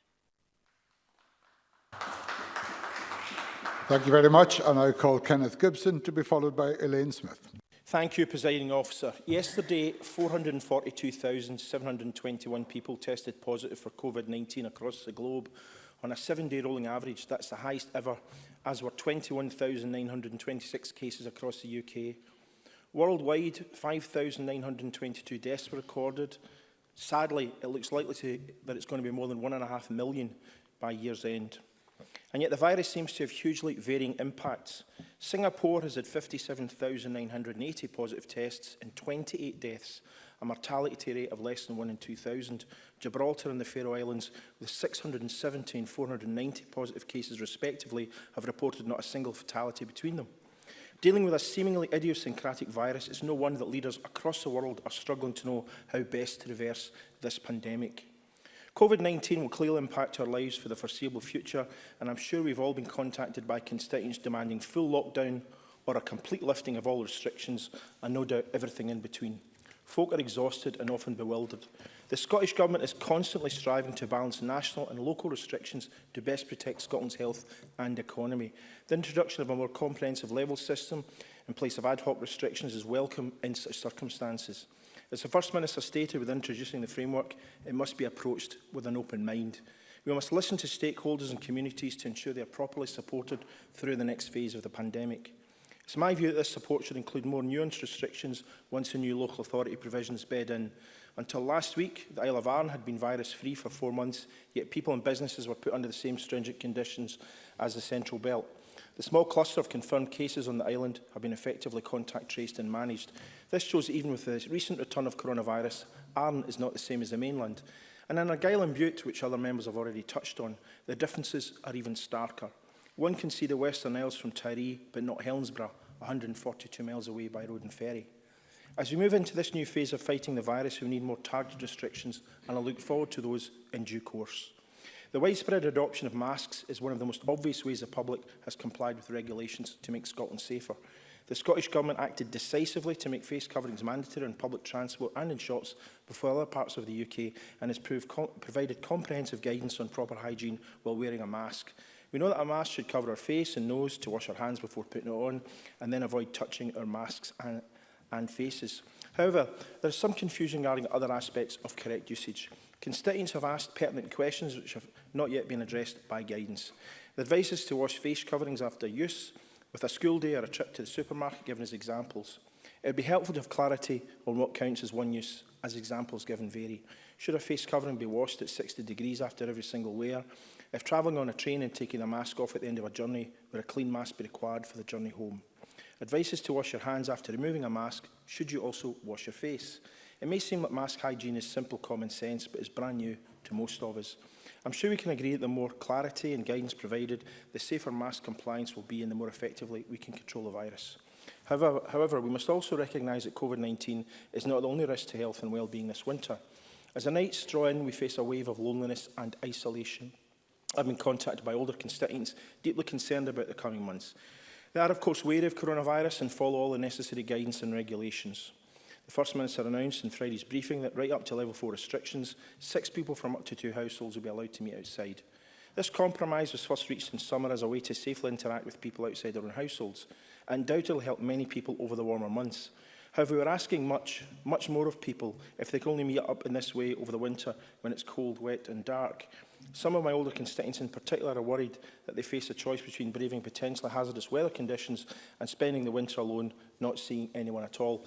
And Liam MacArthur already touched on island communities where perhaps meeting places are fewer and further between. I therefore ask the Scottish Government to increase the flexibility for single people and even couples to meet safely indoors. This might take the form of couples and individuals having a chance to meet in each other's homes, perhaps 3-4 people from a maximum of 2 households, while observing social distancing and any additional regulations deemed necessary. Any increased risk of transmission must be balanced against the positive impact on people's physical and mental health. The next few months are going to be hard for all of us, but we will get through it. But those months cannot be about just avoiding the virus. Being alive is about more than having a heartbeat. We must continue to work with our communities and give people the chance to live, not just survive. Thousands of men and women play organised amateur football, the only adult grade of Scottish football that's been stopped, even though they follow all the same protocols as all clubs outside the top 2 leagues. In 2018, UEFA reported that amateurs gave NHS Scotland £690 million by helping to prevent 5,000 mental health cases, reduce cardiovascular disease, type 2 diabetes, etc., as well as adding £200 million to the Scottish economy and £300 million in social benefits. I therefore urge Scottish ministers to allow amateur football to restart to continue delivering these benefits that would otherwise be lost both to the individuals themselves and Scotland. Presiding Officer, the Scottish Government has acted commendably throughout this crisis, and it would be inconceivable to expect this or any other government to navigate such difficult, unprecedented times without putting our foot wrong. Like elsewhere, there were things handled well and those which have not gone to plan. There will be more of both as we progress. The next phase must continue to be informed by the science to protect quality of life as well as life itself. It will be a balancing act, but providing we proceed with open minds, are prepared to listen and adapt where necessary, we can bring Scotland through this. Thank you. Elaine Smith, to be followed by Fulton McGregor. Thank you, Presiding Officer. In starting any speech on the subject of COVID-19, we must of course remember all those who have died and send our condolences to their families. And there are also many suffering from long COVID, and although the majority of people may fully recover, it's certainly not a virus that anyone wants to catch, and particularly not those with underlying health conditions. But I am also acutely aware from constituents of the other health service provisions that are now suffering, cancer treatments that have been stopped, the symptoms not picked up, and elective surgery that's been cancelled. And undoubtedly, people have also died because of the restrictions put in place to battle COVID, and their deaths are equally tragic. People are also suffering in terms of their mental and physical health, their financial situation, and the loss of personal contact with family and friends. The havoc this pandemic is wreaking on our society, particularly in terms of health and the economy, would have been quite unimaginable just a year ago. But so too would the idea that our civil liberties and human rights would be so restricted. The Scottish Government's framework document, which Parliament is being asked to note, not to endorse in the motion, speaks of principles which include a commitment to fairness, to uphold the principles of human dignity, autonomy and respect, and equality. However, with rising inequality and the gap between rich and poor growing, the COVID pandemic is undoubtedly impacting differently across our country, not just by local authority or health board area, but by class. And some of the steps laid out in the framework published on Friday within the different tier levels do not seem to be given equality and human rights impact scrutiny. And that is crucial that they are given that, both in terms of successfully combating the virus, but also in terms of meeting those obligations on equality and respecting our human rights. The Joseph Rowntree Foundation pointed out in its latest Poverty in Scotland report that thousands of families that have never accessed the social security system before will now be seeking support. Women, disabled people and young people are the hardest hit, but the interventions, I don't think, are quite bold enough, and nor do the proposals tackle isolation and loneliness. The First Minister told us that the 16 days was a short and sharp action, but the leak, obviously last night, tells us, that, and the First Minister confirmed it, that Lanarkshire may be put into even more draconian measures, despite being an area of higher deprivation. So I think we do need clarity on where exactly are the outbreaks. Are they in care homes? Are they in schools? Are they in hospitals? Can it still be hospitality when they've been closed for so long? To consider if this is proportionate, I think we do need specifics, First Minister. I'm going to make perhaps the third plug for the Public Health Scotland website today. Anybody can go on, and it's updated on a daily basis. You can go into your local area and you can see the breakdown of cases to a very local level. The demographic breakdown, the age breakdown is available as well. So we try to improve that as much as possible. But from some of the comments across the chamber today, it's clear people are not as aware of that as they should be. So hopefully this debate will help rectify that. Elaine Smith. Thank you, Presiding Officer, and maybe that will help for the public to be more aware, because obviously the public are still confused, and I don't know whether or not hospitality, is it still increasing in hospitality settings when they've been closed? We need answers on that. But I know that from listening to my constituents, anxiety is on the rise.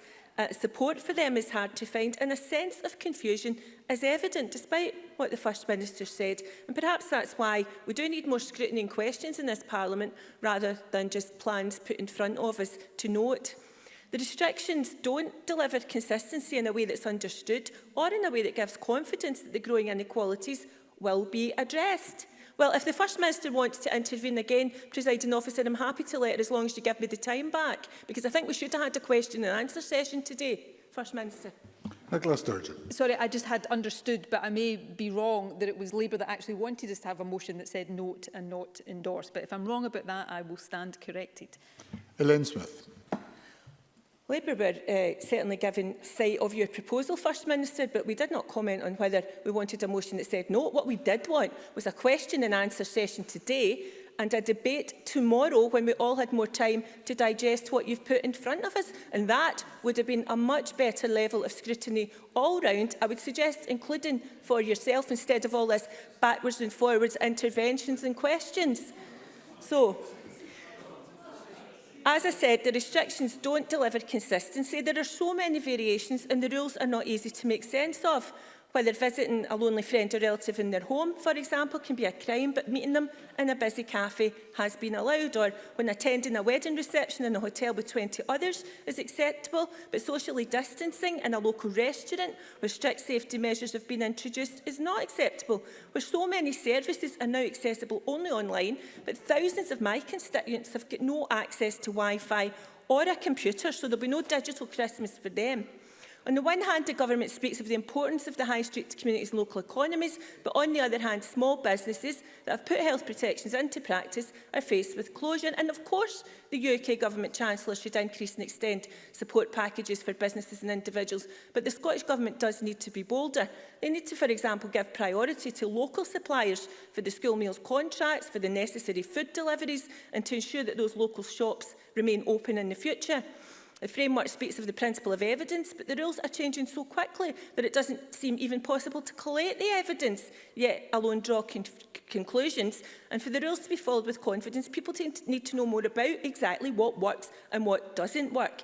The rule of 6 was brought in for private homes, but it was hardly given any time to be judged when it was then ruled out. But there's been no explanation of the science that allows hundreds of school children to mix with each other and their teachers and support staff. And of course, no one wants schools to close and children to lose out in vital education. But many children are being sent home to isolate for 14 days at the moment due to COVID outbreaks in the classrooms. How's that affecting their learning? And in terms of students, will they now be tested before returning to the halls after Christmas? That's hugely important. Hospitality was asked to put in place safety measures, and the vast majority spent money doing that. But why are they all being treated as if they've broken the rules? And why was Scotland the only country in the world to ban background music in pubs and clubs? What was the science for that? With businesses closing, travel and tourism devastating, the shrinking of the economy, how is the loss of jobs and the resultant poverty going to affect our children and young people's future? And if these are political decisions rather than science-based, then we do need to hear that from the First Minister. Then people can judge whether they think they are proportionate or not. And we're now being asked to support a 5-tier system which starts at 0 and ends at 4, although actually we've been asked simply to note rather than endorse the plan, which means we are merely observers. What are the indicators going to be for these proposed tiers? Will they include rates for the over-60s, care home outbreaks, testing positive cases by area? At the start of this, when it was clearly an emergency situation, and as described by the First Minister, beyond politics, it would surely have been preferable for the Scottish Government to be truly non-political and set up a coalition unity executive to tackle it in a cross-party way. But the First Minister chose to do it herself. Parliament has handed unprecedented powers to the First Minister and her government, but we must now have a much greater role in scrutinising all of this, and it must be transparent, and we must have the raw data that underpins the decisions, and when such information is made fully available, then there might be more democracy.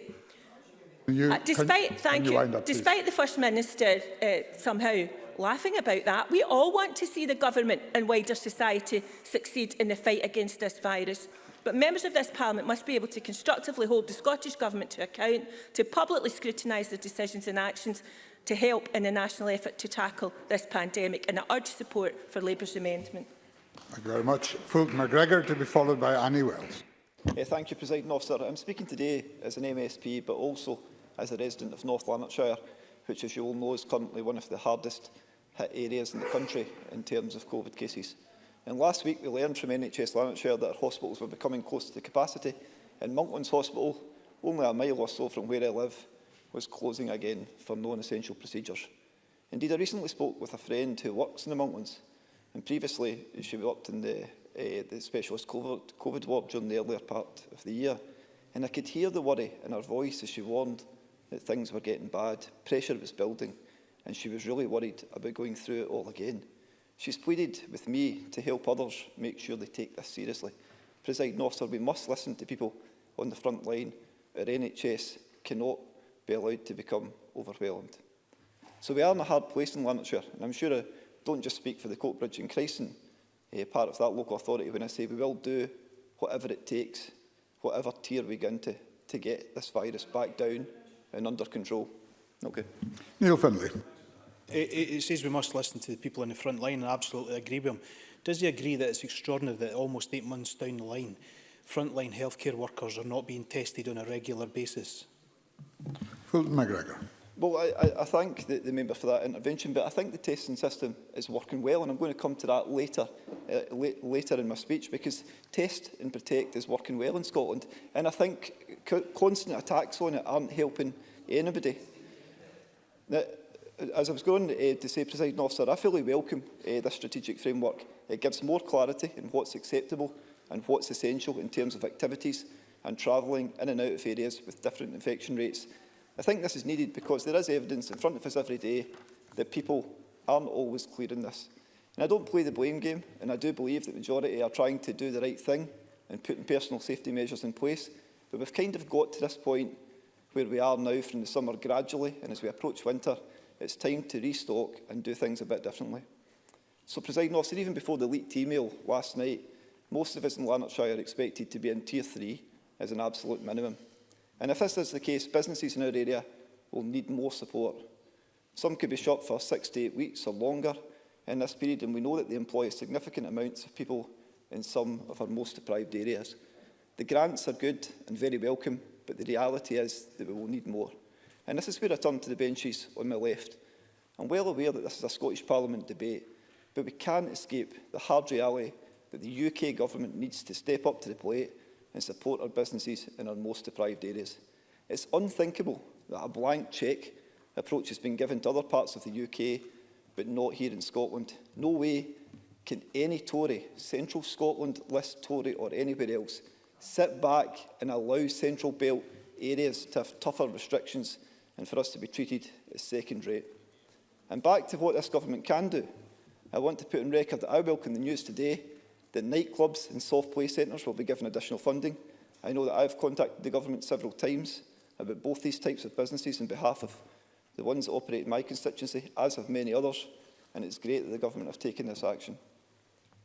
Presiding Officer, I publicised last week on my social media that I was hoping to speak in this debate today and ask constituents to get in touch. For most who have done that, I've already actually had answers for them, given the updated framework that was sent round this morning. For example, I was contacted by Buzz Bingo in Coatbridge, outlining the benefits of bingo and the safety measures that have been put in place. I was therefore pleased that it is now anticipated that bingo will be able to resume at Tier 2, and I'd like to thank the manager, Gordon Barr, again for getting in touch.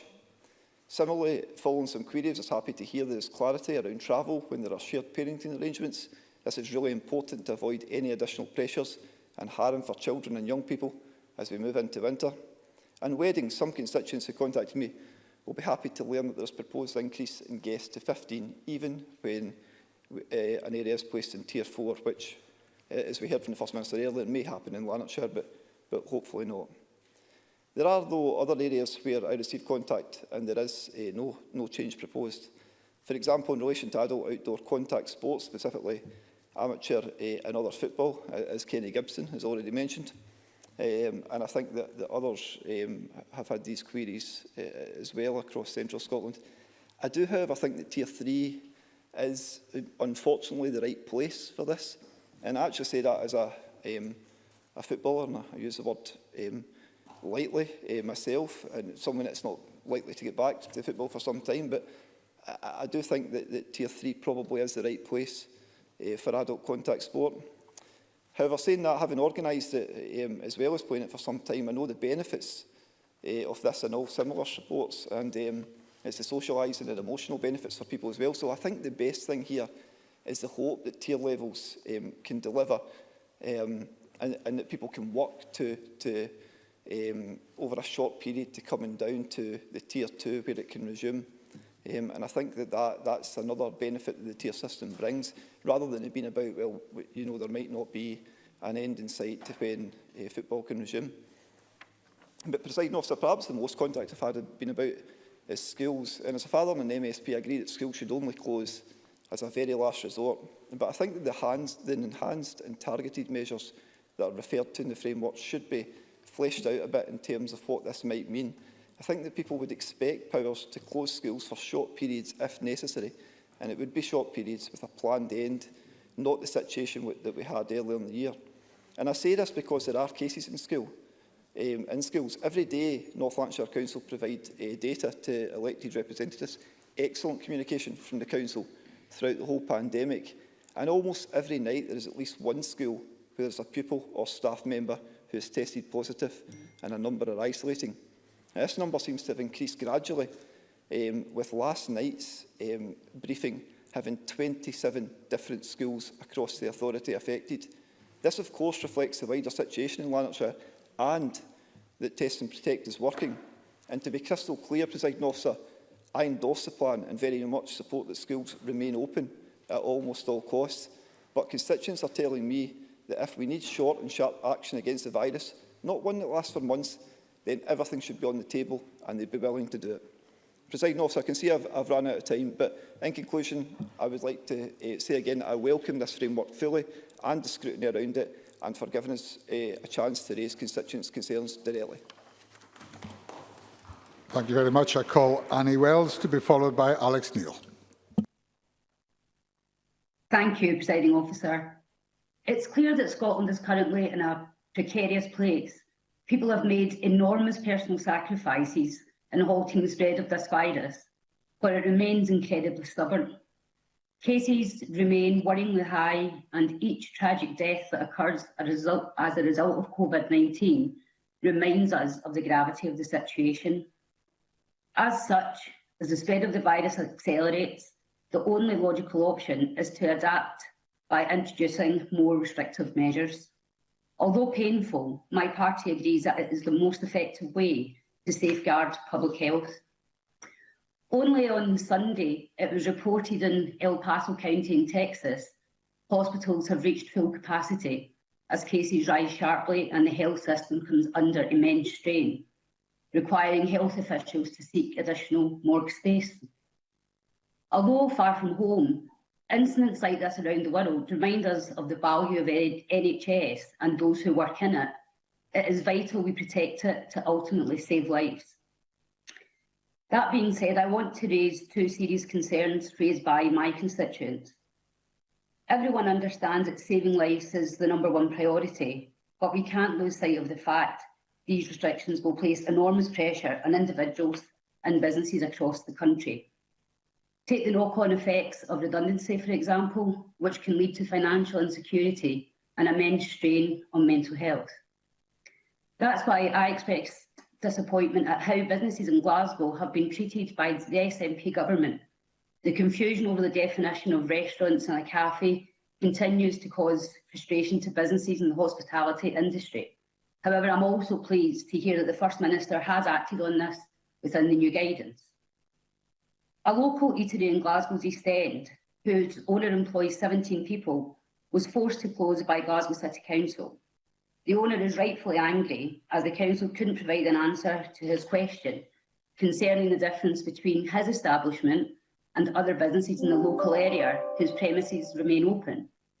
I've written to the Glasgow City Council to urgently clarify what the specific guidance is for businesses such as this. But this goes to the heart of the problem over the new guidance, in that the SNP have consistently failed to engage with businesses, which is having direct consequences on people's well-being and livelihoods. People's jobs are on the line here. The SNP must start to taking these concerns seriously before it's too late. And secondly, Presiding Officer, I would like to turn to the impact the pandemic's having on our elderly and vulnerable. In a view which I'm sure will be shared across this chamber, the fortitude they have shown throughout this crisis has been an inspiration to us all. For those who are most vulnerable, this is an especially difficult time. This hits close to home as my mum, who has always prided herself on her work, has had to make the difficult decision to retire due to the anxiety of her contracting COVID. It was her lifeline as it allowed her to speak to friends, co-workers, and cherish that social contact which she and many others will dearly miss. Naturally, I want to support her through this and be with her as much as possible, but with the restrictions and social distancing guidelines, as well as having a son who stays down south, my mum, along with many others, will feel the pinch of these new measures. That's why I'm delighted to support the amendment in Ruth Davidson's name, which calls for the Scottish Government to develop and publish a Christmas loneliness strategy. These last few months have been brutal, and she and others need to hope that families can be united in some form for Christmas. Presiding Officer, I want to draw attention to the shambolic situation over the flu vaccine. Despite the Scottish Government pledging to scale up the seasonal flu vaccine programme, its rollout in Greater Glasgow and Clyde has been disgraceful. I received countless emails from constituents, many of who are contacting me on behalf of their elderly parents, with one describing the process as farcical. Vulnerable people are having to wait far too long to receive their jab, with many still not having yet received it. And as many remain anxious with the prevalence of COVID, this is simply not acceptable. If a coronavirus vaccine is developed in the next few months, the SNP must put more robust provisions in place to ensure we avoid the same problems people have experienced so far with the rollout of this seasonal flu vaccine. Presiding Officer, everyone accepts around the world will inevitably encounter difficulty as we combat the virus. However, as opposition MSPs, it's my job and the job of my colleagues to hold the SNP government to account. Right now, it's failing business and it's offering little reassurance to our most vulnerable people, which is deeply regretful. Thank you. Thank you. And now call Alex Neil to be followed by Anas Sarwar. Thank you very much indeed, Presiding Officer. Can I speak in support of the Scottish Government's motion, but can I also welcome many of the suggestions made in this debate from across all parties. I think people out there in Scotland want us to operate in the Scottish Parliament as part of Team Scotland, and I think the tone of this debate has been very helpful indeed. Can I particularly welcome some of the announcements made today? I think it's a good idea to move in terms of deciding who's in which tier, to move from health board areas to local authority areas for the simple reason that there is wide variation within large health graphic areas like Ayrshire and Lanarkshire, and therefore it's appropriate that we take a look at the local government area where we can pinpoint more accurately where the real problems exist. And I also welcome the flexibility introduced of going below local authority area into localities. We've already heard quite rightly about different treatment possibly for different islands in Scotland. The likes of small remote rural communities come into a similar category. So I think that is progress. And I also welcome the relaxation on things like bingo and the addition and the money for things like play businesses, soft play businesses and nightclubs. And I particularly welcome the fact that restaurants and pubs are now on an equal footing with cafes. There is one area, and here I agree with Kenny Gibson, I think it would be helpful if the government looked again at the status and standing of amateur football, because there is irritation amongst amateur footballers that they are not in a similar standing to senior and junior clubs, particularly given their importance in terms of tackling issues like obesity amongst many of our younger and middle-aged people. So I hope that's something that will be looked at as well. Presiding Officer, I've got a number of suggestions to make as well in terms of what I think we also need to be looking at on top of everything else the government is doing. Right at the core of the strategy is the need to reduce the level of hospitalisation, because the need for the restrictions that we've had to impose is to a large extent driven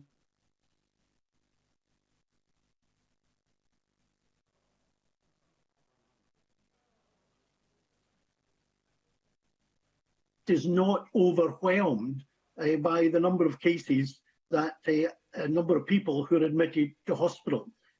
Now, some progress has been made with some of the new drugs that have come on board since the beginning, allow the length of stay in hospital to be reduced, and that's very much to be welcomed. And let's hope many of the other drugs, antiviral drugs that are in the process of development at the moment, come on stream reasonably quickly, and that will help. But there's also been a lot of work done, particularly down south, on the profiling of patients, those patients who are most at risk of needing hospitalisation. And I think that those profiling protocols could be very helpful in helping to identify early on in the community those people who are most likely to need hospitalisation and putting in place a strategy for earlier intervention in terms of drugs and treatment to see if it's possible to reduce the number of those people identified as likely to need hospitalisation once they reach a certain stage, to see if we can prevent a number of them, probably not anything like all of them, but it would be helpful if we could at least prevent a number of them ending up in hospital. Another area where I think we need to do a bit more work is in terms of looking at what's happening in many other countries, most noticeably, for example, in Japan, where they've very much focused on the need to deal with so-called super spreaders. The research seems to show that a small number of people with COVID pass it on to a very large percentage of those people who get it from someone else. And some studies showing up to 80% of people infected by a small number, relatively speaking, of super spreaders.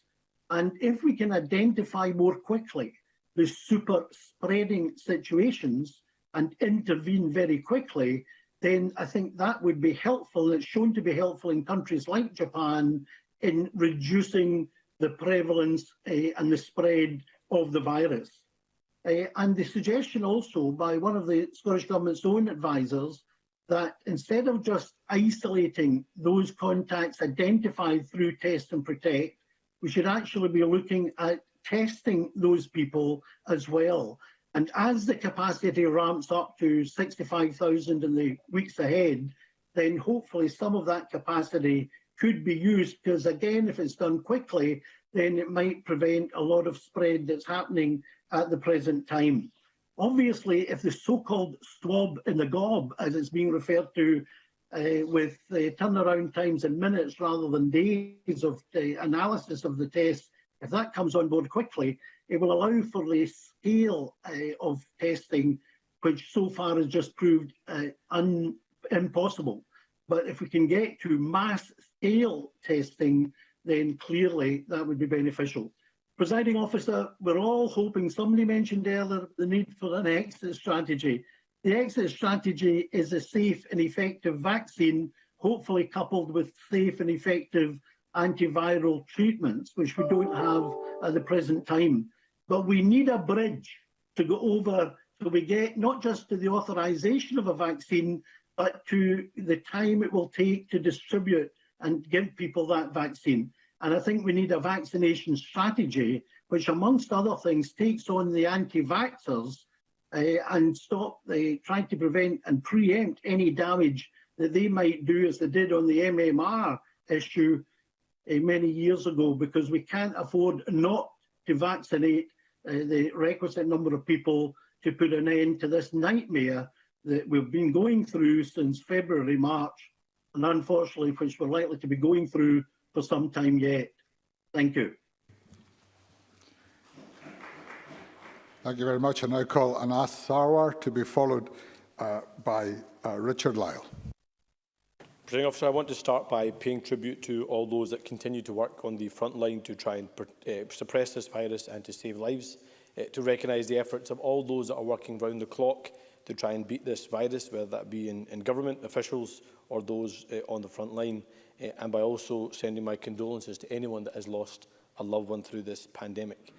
We are 7 months into COVID-19 and into the second wave, and I think it's right at this point to reflect, to recognise what has worked, to recognise what has failed or has gone wrong, and to decide what the focus and our priorities should be going forward. Fundamentally, this is about saving lives and livelihoods. To be clear, from the outset and even today, I want the government to succeed. I will and I have supported when I think the government has got it right, and I have and I will continue to constructively challenge in the right tone and the right spirit when I think the government has got it wrong or when I think the government can do better. I also want to put on the record that whilst I support attempts to control the virus, I don't think we can be blind to the challenges and the consequence of how we respond to the virus. And I do fear that how we've responded may in itself cost more lives than the virus will cost itself. The impact on health, mental and physical. The pause on cancer services being one example, whether that be on screening, on speed of diagnosis, cancelled operations, isolation, loneliness, the hurt of loss, poverty, in some cases extreme poverty, unemployment, job losses, the general uncertainty, and for many, many families, particularly lots of women and children across the country having to live in really difficult circumstances and perhaps really difficult households. All of these things I think we need to be really alive to. And one area I think that we rightly commend the First Minister on is on the communications. I accept that the First Minister is a better communicator than Boris Johnson, thankfully. Perhaps not a high bar, but thankfully a better communicator than the Prime Minister. But I think we have got a hard lesson to learn as we enter this second wave, and that is that an effective communication strategy is not the same as a virus elimination strategy. And there are going to be comms challenges as we go forward, and that's going to be even more difficult. We are going to have 32 different local authorities, perhaps having different sets of restrictions, 5 tiers. That's going to help. That's not going to help, sorry, to keep a simple message, and that will cause some challenges. A few months ago, and Willie Ryan mentioned this, we were being told that we would have, or we were in the midst of a zero COVID strategy, and we had a chance to eliminate the virus by the end of the summer. That was simply untrue, and we shouldn't have allowed that to happen. Of course. Nicola Sturgeon.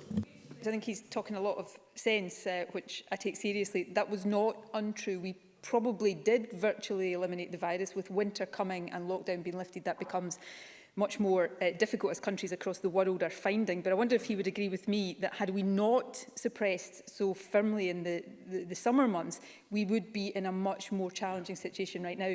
We do face challenges, but if you look across the UK and indeed across Europe, our position is not as severe as some other countries. We shouldn't be complacent about that, but that is because we put so much emphasis on elimination over the summer months. I completely agree with that, and I supported the suppression that we did over the summer months, but I think it's still important to recognise that in those summer months we still had the 3rd or 4th worst death rate anywhere in Europe, and infection rates anywhere in Europe. And we did have the government say, and senior advisors say, that we were on a zero COVID strategy and the world could learn from Scotland.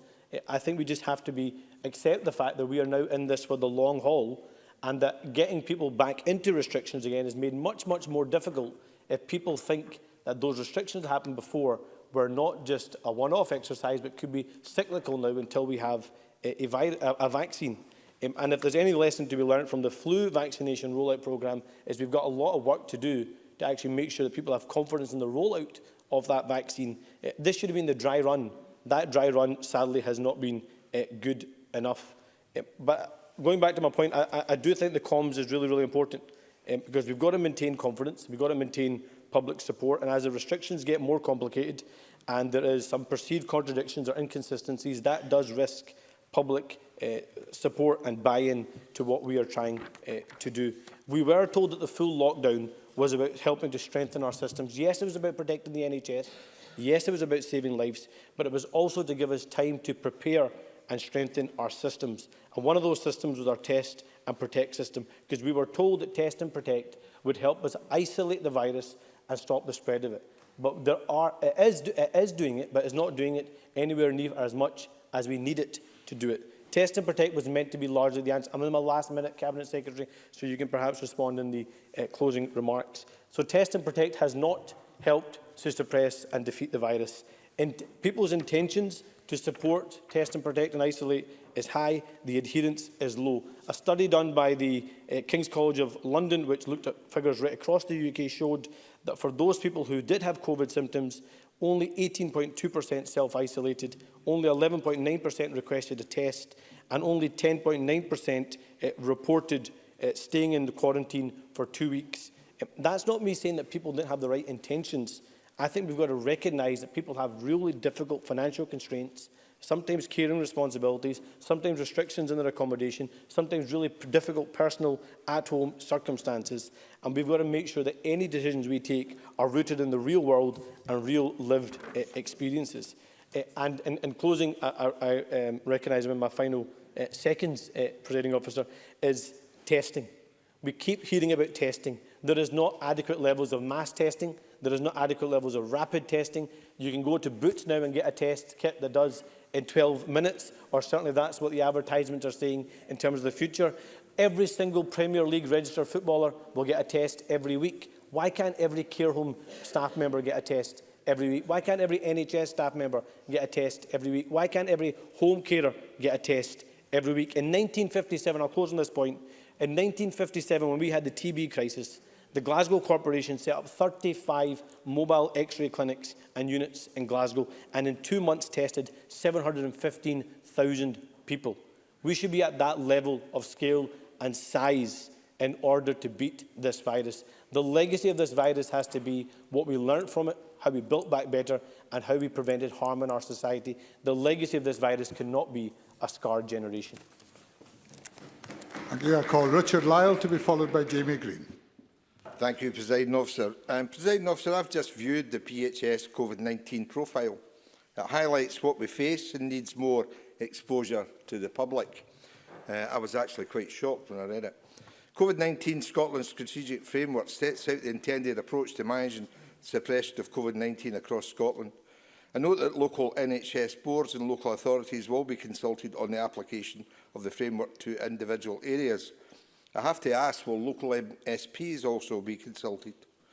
There is a commitment to keep schools open at levels and a promise that an economic package is put in place to support those businesses that may be required to close or have their operations restricted.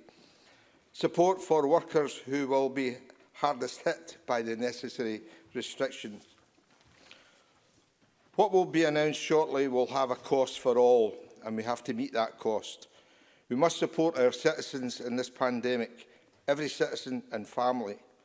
We can't see this virus, we may unknowingly touch it, we can't taste it, but it's still there.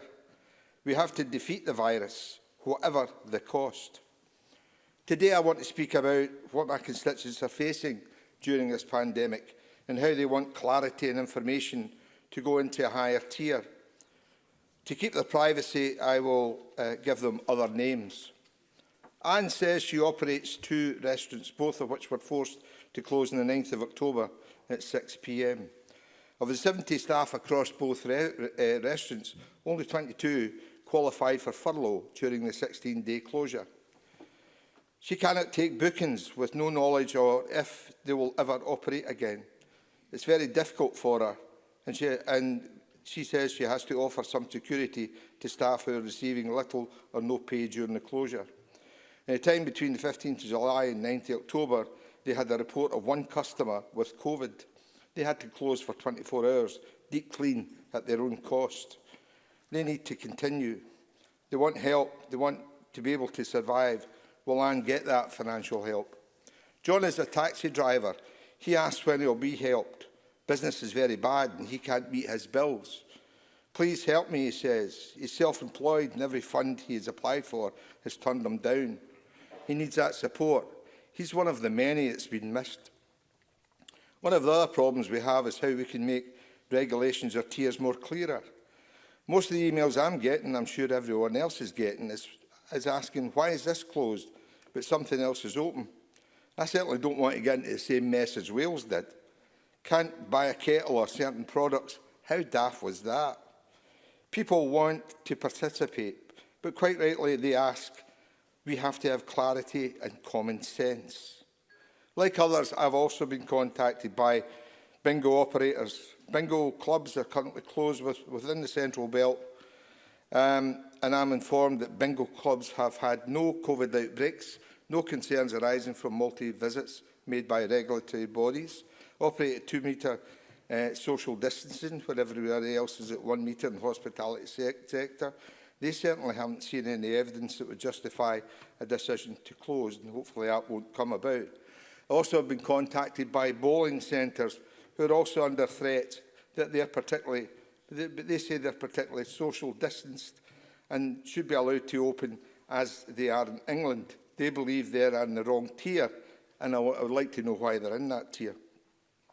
John asks, why are amateur football clubs excluded presently from playing, and goes on to say, we may be placed in Tier 3. when others operate under the same protocols and strict guidelines are allowed to play. We are clear of the opinion that amateur football has not been treated fairly, and we're asking that you do something about it. Kell says, I run a wedding videographic business based in your constituency. I'm writing for help in changing a seemingly small detail which is currently in place in England and the current restriction for weddings in Scotland, which would make a massive difference to our industry. Personally, our income has been completely wiped out for 2020. Now looks as though it will be the case for 2021.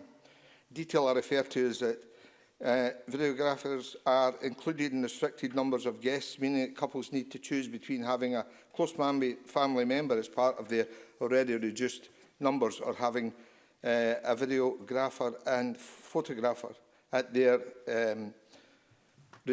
wedding. This is resulting in couples going ahead with small weddings but cancelling our services. If that was changed, it would make a difference. I'll leave the best to the last. And again, I refer my members to my register of interests. Showmen have not earned a penny since last March. They fell down for every fund the government has put up. They stand ready with PPE and cleaning material, but they can't use it. Councils are refusing to deal with them due to government guidance or how they interpret government guidance. In level 2 it states, yes, I will. Maurice Curry. Thank you, Presiding Officer.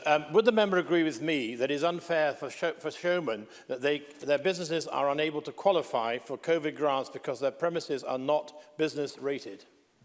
Yes, I totally agree with that. And I make a plea that they need help. In level 2 it states cinemas, amusement arcades remain open. These are indoors, by the way. Why are outdoors fun fairs in level 2? They're outdoors and should be treated as outdoors. I just don't get it. Fun fairs are a shining example of why I would agree with the regulations. We have to make those regulations clear, concise and explainable, and we have to help them financially. For the first time ever, there will be no fun fairs in Scotland at any proposed Christmas markets. We must continue to refine our clarity. We must continue to help all our citizens who have no income or no prospect of earning over the next few months, and ask the government to do that to the best of their ability. Thank you. Thank you very much. I now call Jamie Green. Jamie Green will be the last open debate speaker. Jamie Green. Thank you, Deputy Presiding Officer. I know that none of us want to be having this debate. I've participated in nearly every COVID-related debate since March, but nothing has irked me more throughout this pandemic than knowing that the voices of those most affected by the restrictions that we pass have not always been heard or listened to. Like those in my region given just 2 days' notice to shut shop for 2 weeks, which was extended by another, and which they now learn today could be indefinitely. And my vote to grant this government emergency powers did not grant consent to learn about new or extended restrictions via media speculation, press briefings, leaked documents, or on social media, no least during recess, because that is the job of this Parliament. Now, I don't disagree with the essence of this new framework, because I believe that ministers are working earnestly to tackle this awful virus, and I thank them for that. But people rightly expect transparency over the rationale and the thinking behind these decisions, because of the impact that these decisions have on their lives. This new tiered approach, if it is implemented and communicated properly, will recognise the diversity of our demographics, our population densities, and crucially the differing rates of virus transmission. But the real test of this framework will not be whether this framework commands the support of the Parliament, but if it commands the support and the confidence of the public. Because cafes, shops and B&Bs in our regions and constituencies want to do the right thing to tackle this virus.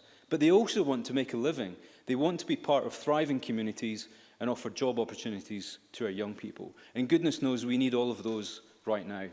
But they must be confident that when the government limits their ability to earn revenue, to grow, and even just to stay open, that these decisions are not taken lightly, that they will be consulted with, they will be supported.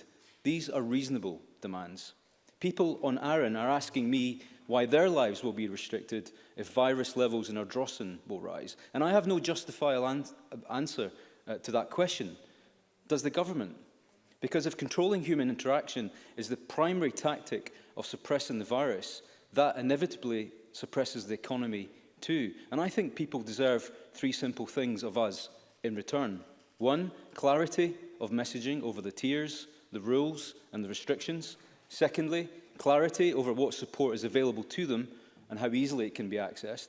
And third, clarity over what measurements the government will use to trigger the raising or lowering of those restrictions and how they move from one tier to another, because uncertainty and confusion are no one's friend in a pandemic. Changes to guidance are welcome when they're sensible ones, such as today issued over early years and childcare, or the commitment to keep schools open. And I hope that is a positive sign of the government's willingness to listen, because listen it must, because households have not been able to mix indoors for over a month already, some for longer. The majority of people who were asked to work from home are doing so, and most small businesses, including hospitality, have complied with social distancing since July. People are perfectly justified in asking us what is working and what is not, as difficult or uncomfortable as it is to answer those questions.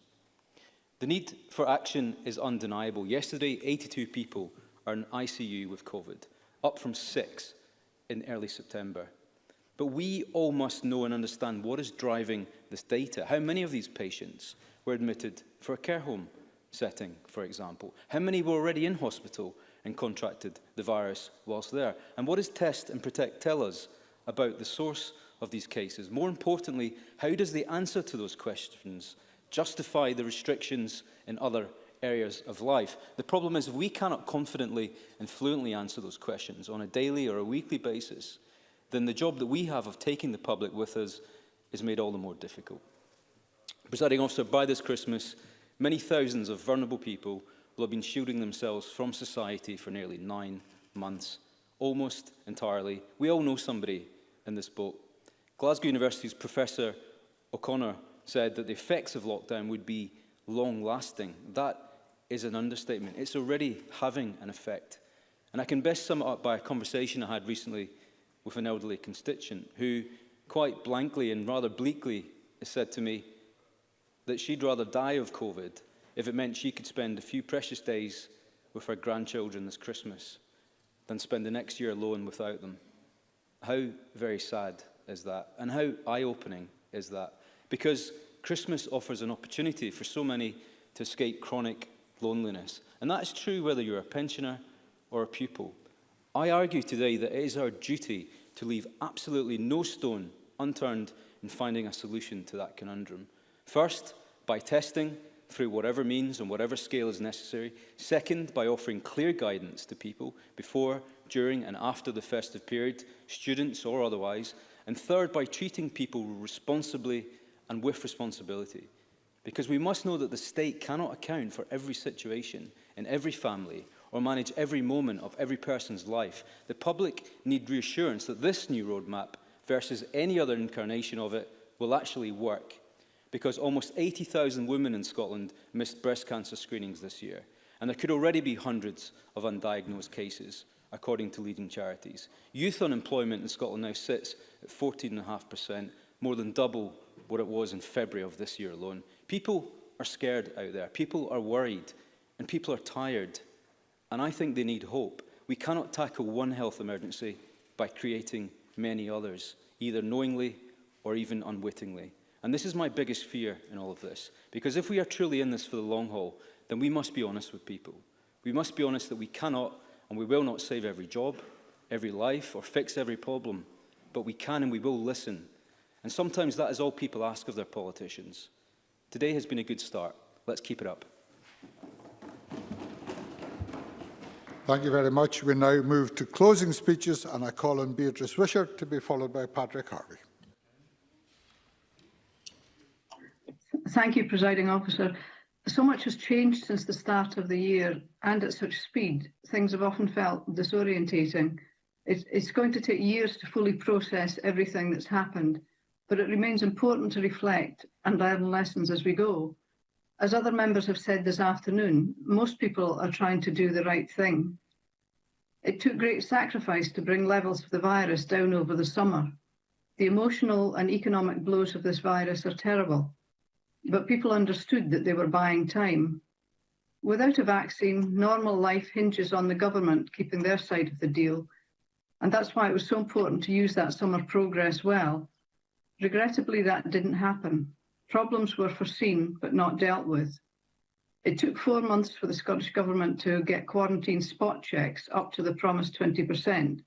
More than 1,000 travellers were lost in the process. And students were treated shabbily. The spike in cases that came after the return to campus was predictable and predicted. It was a scheduled mass migration.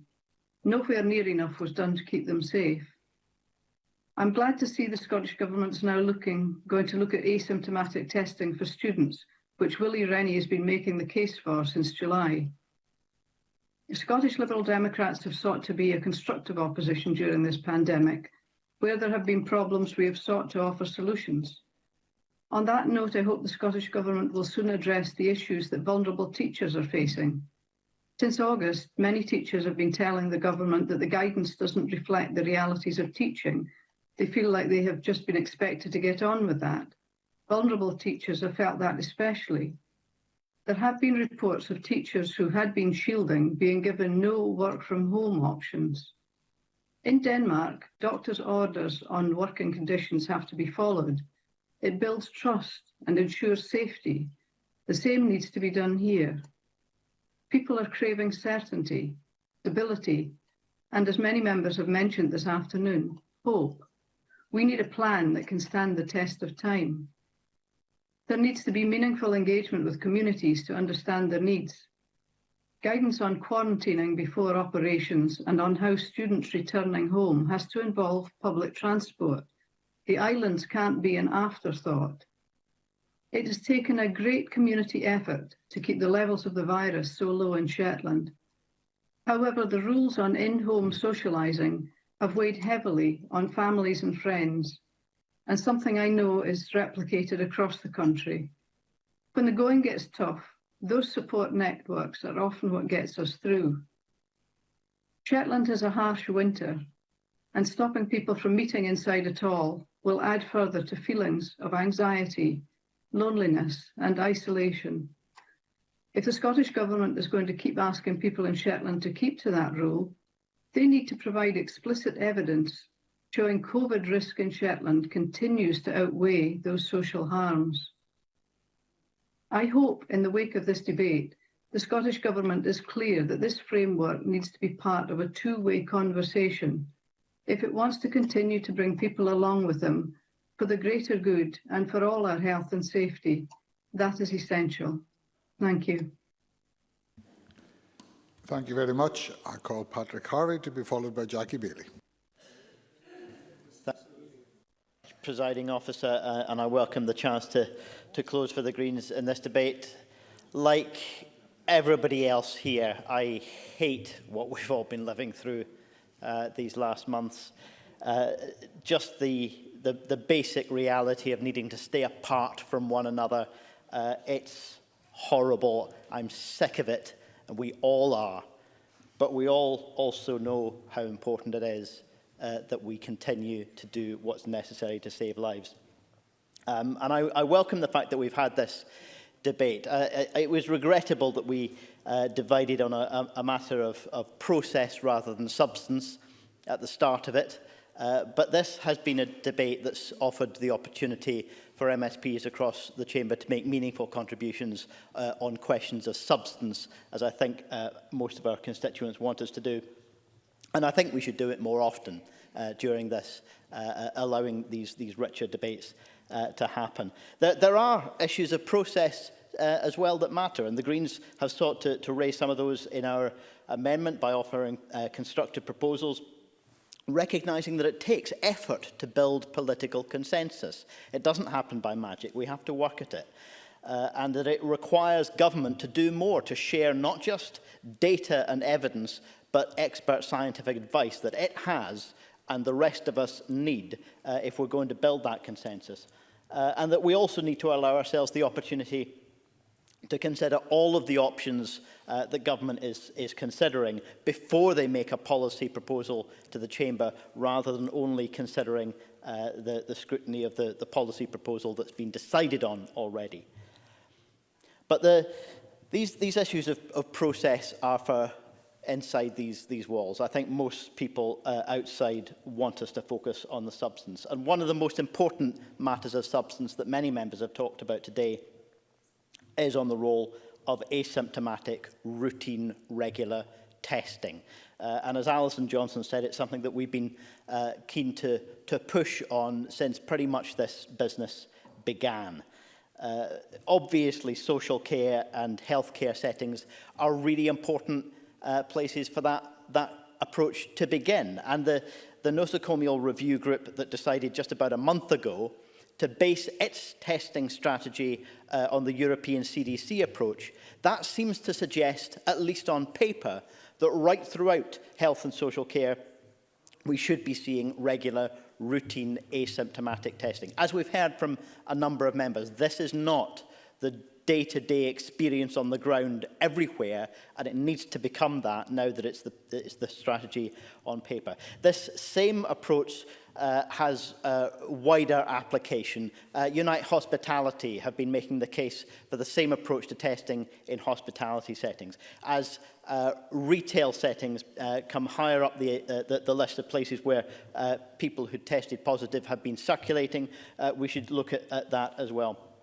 And our amendment talks about education settings as well, both FE and HE. And I would also draw members' attention to the view of EIS that's been circulated about schools, because we know social distancing isn't happening in schools across the country, and teachers are deeply concerned that their health is being put at risk in confined spaces. The restrictions as well at level 4 of the new system are parallel to what in many other countries, including other nations in the UK, are triggering school closures. Now, I agree that we should try to avoid school closures if at all possible, to keep schools open if it's safe to do so. But I think teachers, as well as pupils and families, need to have the clarity about what the conditions would be in the future if closures, even for short periods of time, become necessary. So I think the Scottish Government should publish both evidence and advice on the decision that's been made about keeping schools open at level 4 and about what future decisions could be made. I want to briefly touch on the Labour and Lib Dem amendments. I think both add something positive and constructive. I would have been able to vote for both of them, but the Labour one, I regret to say, removes too much that is valuable in the original motion. And like Richard Leonard, I would love to have all of the information that we could about how many people contracted the virus in pubs compared with restaurants. We simply cannot have that information. We can have the information about where people who tested positive have been. It's not possible to know precisely where they contracted the virus. And so the information that we have available can be used as a basis for deciding how best to reduce social mixing, because that's what we have to do. And on the Conservative amendment as well, which also removes too much from the motion, I recognise the requirement to have the voice of business. I recognise the requirement to have the voice of business heard in relation to how we implement restrictions, how we communicate them, and how we mitigate them. But if the government is going to take seriously the proposal from Ruth Davidson today, I say there needs to be a clear distinction between that kind of advice and the advice about where restrictions are necessary. That must be led by public health expertise principally, because we know that as well as many responsible businesses, there are those, as I put to Mr Ewing earlier today, who are putting their business interests ahead of the health and safety of their workforce and of their customers. Presiding Officer, I know I've run over time. This is clearly an unprecedented situation with unprecedented powers given to ministers, and it clearly is the time when there's an expectation that we start to shift some of the power back from government toward Parliament. But if we're going to do that, it needs Parliament to have access to the information as well as the expert advice that government has, and it will require a level of responsibility from all of us. I commend the amendment in Alison Johnson's name. Thank you very much, and I call on Jackie Bailey to be followed by Elizabeth. Thank you very much, Presiding Officer, and I welcome the opportunity to participate in the debate. Let me start by talking about the simplicity of the message, because we know that simplicity is important in ensuring compliance. And I am genuinely worried that the framework is complex. We've gone from a 4-phase strategic route map to 5 tiers of a framework, but numbered 0 to 4, a complex basket of indicators to determine which tier your local area is in, a lack of clarity about the length of time that this might apply for, and what flexibilities might apply in exercising judgment. I do get, though, that being more targeted does increase complexity, so there is a fine balance to be struck. But I am concerned that compliance is reducing. That has to worry us. A recent survey told us that only 27% of people fully understand the guidance. Not very many could tell you what facts stand for, despite the First Minister's Herculean efforts. The UK government is in this case, I think, marginally better. Even I can remember hands, face and space. But we all agree that for the public to be able to follow these messages and to keep themselves and others safe, we need clarity on what they are being asked to do. So I welcome the postcode checker, but I do think we need to go further. Common sense, consistency and clarity is essential to take people with us. Richard Lend was right to acknowledge the frustration that people feel, whether it's individuals separated from families or unable to see loved ones in care homes, or indeed businesses who are in danger of making staff redundant or closing for good. For people to buy into restrictions, they need to understand what underpins the approach. We have talked about data, but actually we need to see the scientific evidence. And I welcome the commentary from the Chief Medical Officer and the National Clinical Director in 1 second. Sorry, I didn't see you. Give me 1 second and I'll give way to you. They have an important role to play, but they're not the scientific experts. The Scottish Government set up a Scottish equivalent of SAGE, and I welcome that. But we don't know what they think because their papers are not published. Yeah. We need to see that evidence, because if you want to improve compliance, you need to improve understanding, and that means the scientific evidence needs to be published. I know the First Minister said she would consider that, but I do genuinely believe that if we treat people like adults, they will respond in kind. I'm happy to give way to Graham Day. Graham Day. The member for giving way. She talks about the need for clarity. I wonder if Jackie Bailey could clarify on behalf of Labour where they actually stand on the government motion seeking Parliament to note rather than endorse the plan.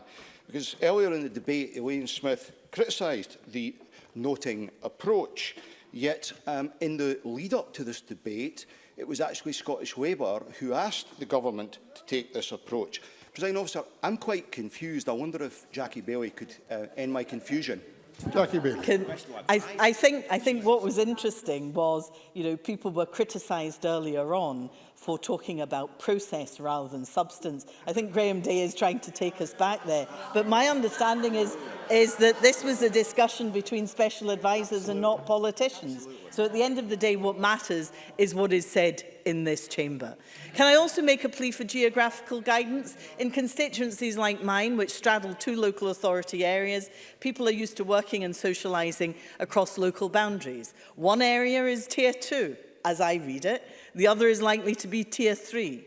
Understanding what you can do to allow you to plan your life accordingly, I think is going to be quite important. At the start of the most recent restrictions, thousands of people ignored the First Minister's injunction to stay in their health board area, and it seemed like all of them ended up in Helensburgh. So I'm curious to know how this will be handled in the 5-tier framework, because the travel restrictions are not entirely clear. There were real problems with travel restrictions previously, and that, coupled with the closure of car parks and toilets in the national park, Forestry Scotland, Land Scotland and councils caused chaos. So I'd ask the First Minister, can we avoid that kind of chaos again? Thank you. First Minister. This is a genuine question and I'm genuinely interested in the answer. Is Jackie Baillie arguing that we shouldn't give advice on travel restrictions, or is she arguing that that advice should be placed in law and it should become much more enforceable? When Richard Leonard and I spoke about it a few weeks ago, I think the view, this is not a criticism, was travel restrictions were not a good thing. So which way does Labour want us to go? It's a genuine question. I'm genuinely interested in the answer. And it's one that I would happily reflect on with local businesses in my constituency, because what we saw was the train suddenly being mobbed coming from Glasgow to Helensburgh, the hospitality industry being overwhelmed. So I'm happy to discuss that. There isn't an easy answer, but these were the very real problems, including the closure of toilets, the closure of car parks. I'm glad you understand the problem. I'm happy to help you work on a solution that works for business as well. And let me turn to the impact on business, particularly hospitality and tourism businesses, because the overwhelming majority of hospitality and retail businesses have been following the rules. They do so in part because it is required of them, but also because they want their customers to feel confident in returning to their premises. They care about their customers, but they also care about their staff. Restaurants, pubs, hotels, they're in danger of closing down, and this will result in huge job losses. They cannot operate on the basis of a 2-week temporary lockdown, which is extended without notice to the 2nd of November and is likely to be extended even further. They cannot begin to plan for the future. So consultation with business is essential. Let me echo a point made earlier that groups like the Scottish Chambers of Commerce, FSB, the Scottish Retail Consortium, umbrella organisations in hospitality and tourism all want to help to arrive at solutions, and I hope the First Minister will engage their expertise on an ongoing basis. But we must also align restrictions with financial support. I agree that the UK Government needs to step up to do more, but I also expect the Scottish Government to work with them and to use the money that is currently unallocated in the Scottish Government's budget to start the process of ensuring there is adequate business support. Let me tell you today, a hotel in my constituency told me that they'd been rejected for assistance from the Business Closure Fund because the Scottish Government said hotels are not eligible. Why? They're having to close too. Why isn't the First Minister looking at this again? And of course, as we approach the busy Christmas period that matters to the hospitality and retail sector, I hope that the Scottish Government will balance health concerns with economic concerns as well. Presiding Officer, I want to cover a couple of things very quickly. The strategic framework does not specifically mention learning disabilities, and I associate myself with the remarks by Joan McAlpine. There are key points that have been made to me by members of Enable. Firstly, that there needs to be easy-read guidance on the new tier levels. Secondly, that there is anxiety for people with learning disabilities when they see people flouting the rules, not knowing who to contact, who will enforce. And lastly, a lack of local community opportunities, which is a view that's widely shared. Presiding Officer, let me finish by talking finally about Test and Protect. I welcome the expansion of testing. Home care workers in my constituency who work for the local authority are not routinely tested. In fact, some are not tested at all. And they work with older, vulnerable people. So we do need routine, asymptomatic testing on a regular basis. We're not testing enough people, yet we have the capacity to do so. We don't have enough contact tracers, and this is reflected in the decline in the numbers who are traced within 72 hours. And when I raised this before with the First Minister, she told me that there was not a problem, nothing to see, that contact tracers deserve our thanks. And they absolutely do. But what they deserve is to have enough colleagues to make their workload manageable. What they deserve is to have the resources to deal with the challenge that they face. Learn from countries that have suppressed the spread of the virus because they have more comprehensive and more robust testing and tracing systems in place. We have one of the worst testing rates in the UK, one of the worst death rates, not just in the UK but in the world. We simply cannot afford to be complacent. And finally, Presiding Officer, I have no doubt that winter will be tough for everyone, for frontline staff who care for us, for businesses forced to close, for individuals and families. And a vaccine can't come quick enough and I hope the Scottish Government will put in place a vaccination strategy very quickly indeed. Thank you very much. And I call Liz Smith to be followed by Jean Freeman. Thank you, Deputy Presiding Officer. I'm very grateful for the opportunity to close for the Scottish Conservatives in what has rightly been a very important debate, most especially because it has offered the opportunity for greater scrutiny of the Scottish Government's intentions. And that's something that I think will be very warmly welcomed by the public at large, never mind in this Parliament, for exactly the reasons that Alex Neil and Jamie Green spoke about in their own contributions. And may I join Jackie Baillie in saying it, that we just can't say it often enough, actually, that we must thank all our frontline and key workers, particularly those in the NHS and social services, who, as we know, are once again under increasing pressure. As Ruth Davidson remarked in her opening speech, this is an unprecedented challenge, and therefore the decisions are undoubtedly extremely tough. But it's also an unpredictable challenge for the reasons that Kenny Gibson cited in his speech. So can we pay tribute to all the people who have worked so hard behind the scenes, perhaps unsung heroes in many cases, and to pay tribute to all the businesses across Scotland who have had to adapt significantly to meet the challenge of reducing the spread of COVID-19.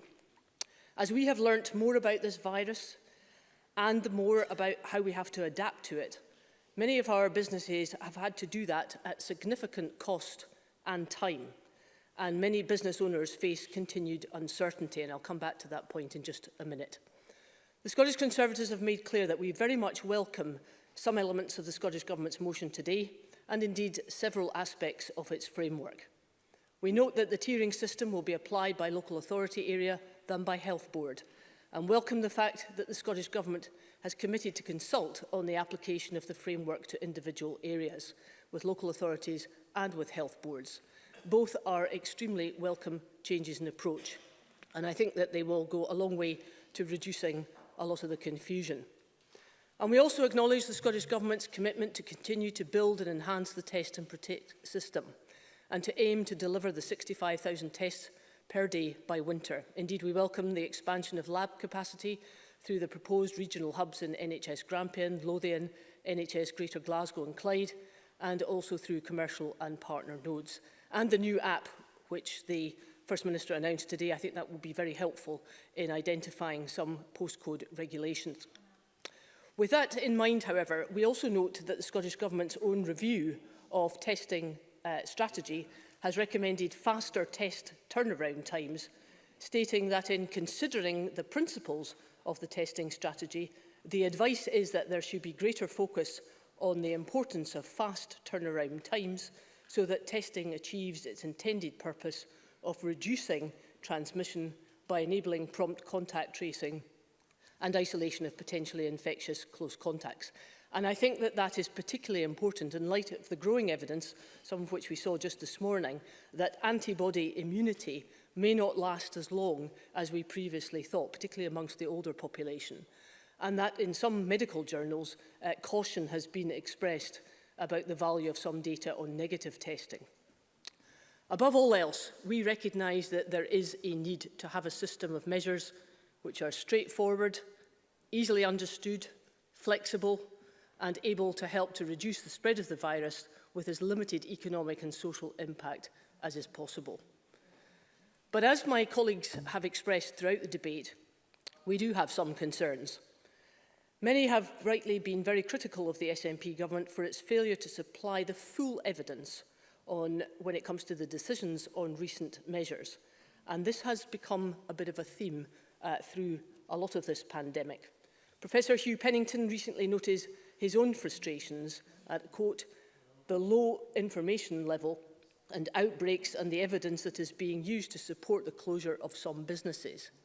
And whilst more information has been made available today, there is still more clarity that is needed about the methodology which has led to the creation of this 5-tier system. So we're somewhere along the road, but any clarity that we can get about that methodology is hugely welcome. For example, in Glasgow, North Lanarkshire, South Lanarkshire, Western Bartonshire, Eastern Bartonshire, Renfrewshire and East Renfrewshire council areas, they've all been subject to restrictions on household movements for more than 2 months now. But we do not yet know if that has been effective in suppressing the virus, because the SNP government has not published the full data on that. But because, First Minister, there is a question about the data, that your own advisers have said that to you. Nicola Sturgeon. Look, I absolutely am committed to providing as much data as possible. We probably provide more data than many other countries, and we want to enhance that. If Liz Smith can point to me to any pieces of data across other parts of the UK that have been provided there but not been provided here, I will look at that. I suspect you'll find it is not the case, because some of the data that's been called for on a scientific basis simply does not yet exist. Liz Smith. But, First Minister, people like Sir Hugh Pennington are making the case that in order to have public trust, which is absolutely essential when dealing with this issue, and to ensure that there is compliance, that methodology and the data that goes with it is absolutely essential in backing up the moves that you want to put in place. So I think there is an issue about that transparency. But we also don't know if there is evidence to support the closure of some of the licensed premises across the Central Belt. And this is another issue about the methodology and the evidence, because as several of people have said across the chamber this afternoon, if you are going to make these changes, some of which might be absolutely admirable and sensible to do, in order to ensure that the public agrees with that and complies with it, that methodology is crucial. Nicola Sturgeon. Smith wants to, or any member of this chamber wants to come to us with specific requests for specific data that exists. If I look across the UK right now, hospitality is closed in many parts of England. It is completely closed in Wales just now. It's completely closed in Northern Ireland. I'm not aware of any of these governments providing any greater level of data and evidence than we are, because we're all providing as much as exists. But if there are examples of where we could, something has been provided elsewhere that we're not providing, I'm happy to look at it. Liz Smith. Well, I thank the First Minister again for that intervention, but the whole point is, and I think one of the reasons that you're getting some knockback from the business community, and it's exactly why the Scottish Conservatives are asking for greater transparency when it comes to this issue, to involve the business community in that. They need to understand what it is, what are the reasons behind and the evidence to support the decisions that the Scottish Government is making. That's what's being asked for, and that's what we are very keen to produce. Now, thousands of Scottish businesses across Scotland have obviously had huge benefit from a lot of the UK's investment. And I've heard the cries from the SNP that there should be an endless support of money from the UK Government. Yes, we have. We've heard it time and time again that we can't stop the furlough scheme, we can't stop this, that and the next.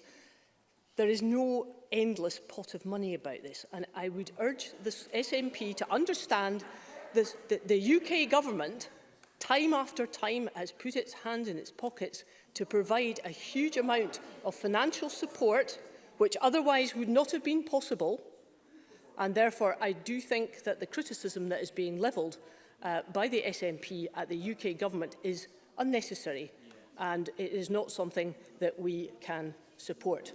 Now, I am conscious of time, but can I just raise a couple of other issues before I finish? I do strongly believe that when it comes to the next few weeks and the lead up to the Christmas period, when anxieties, fears, the concerns about what the future is going to hold will inevitably just increase, we need to be very clear about what we can support.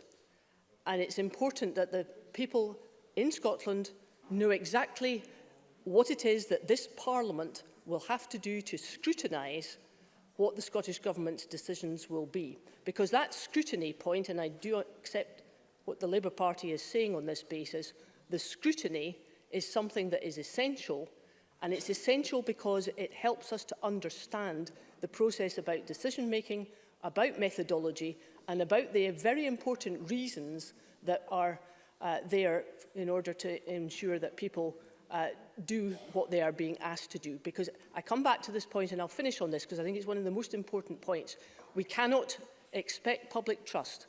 We cannot expect compliance unless we are absolutely crystal clear about the instructions that we are giving to people in all different parts of the country and ensure that they know that decision-making has been based on clear evidence, clear thinking and something that they can accept.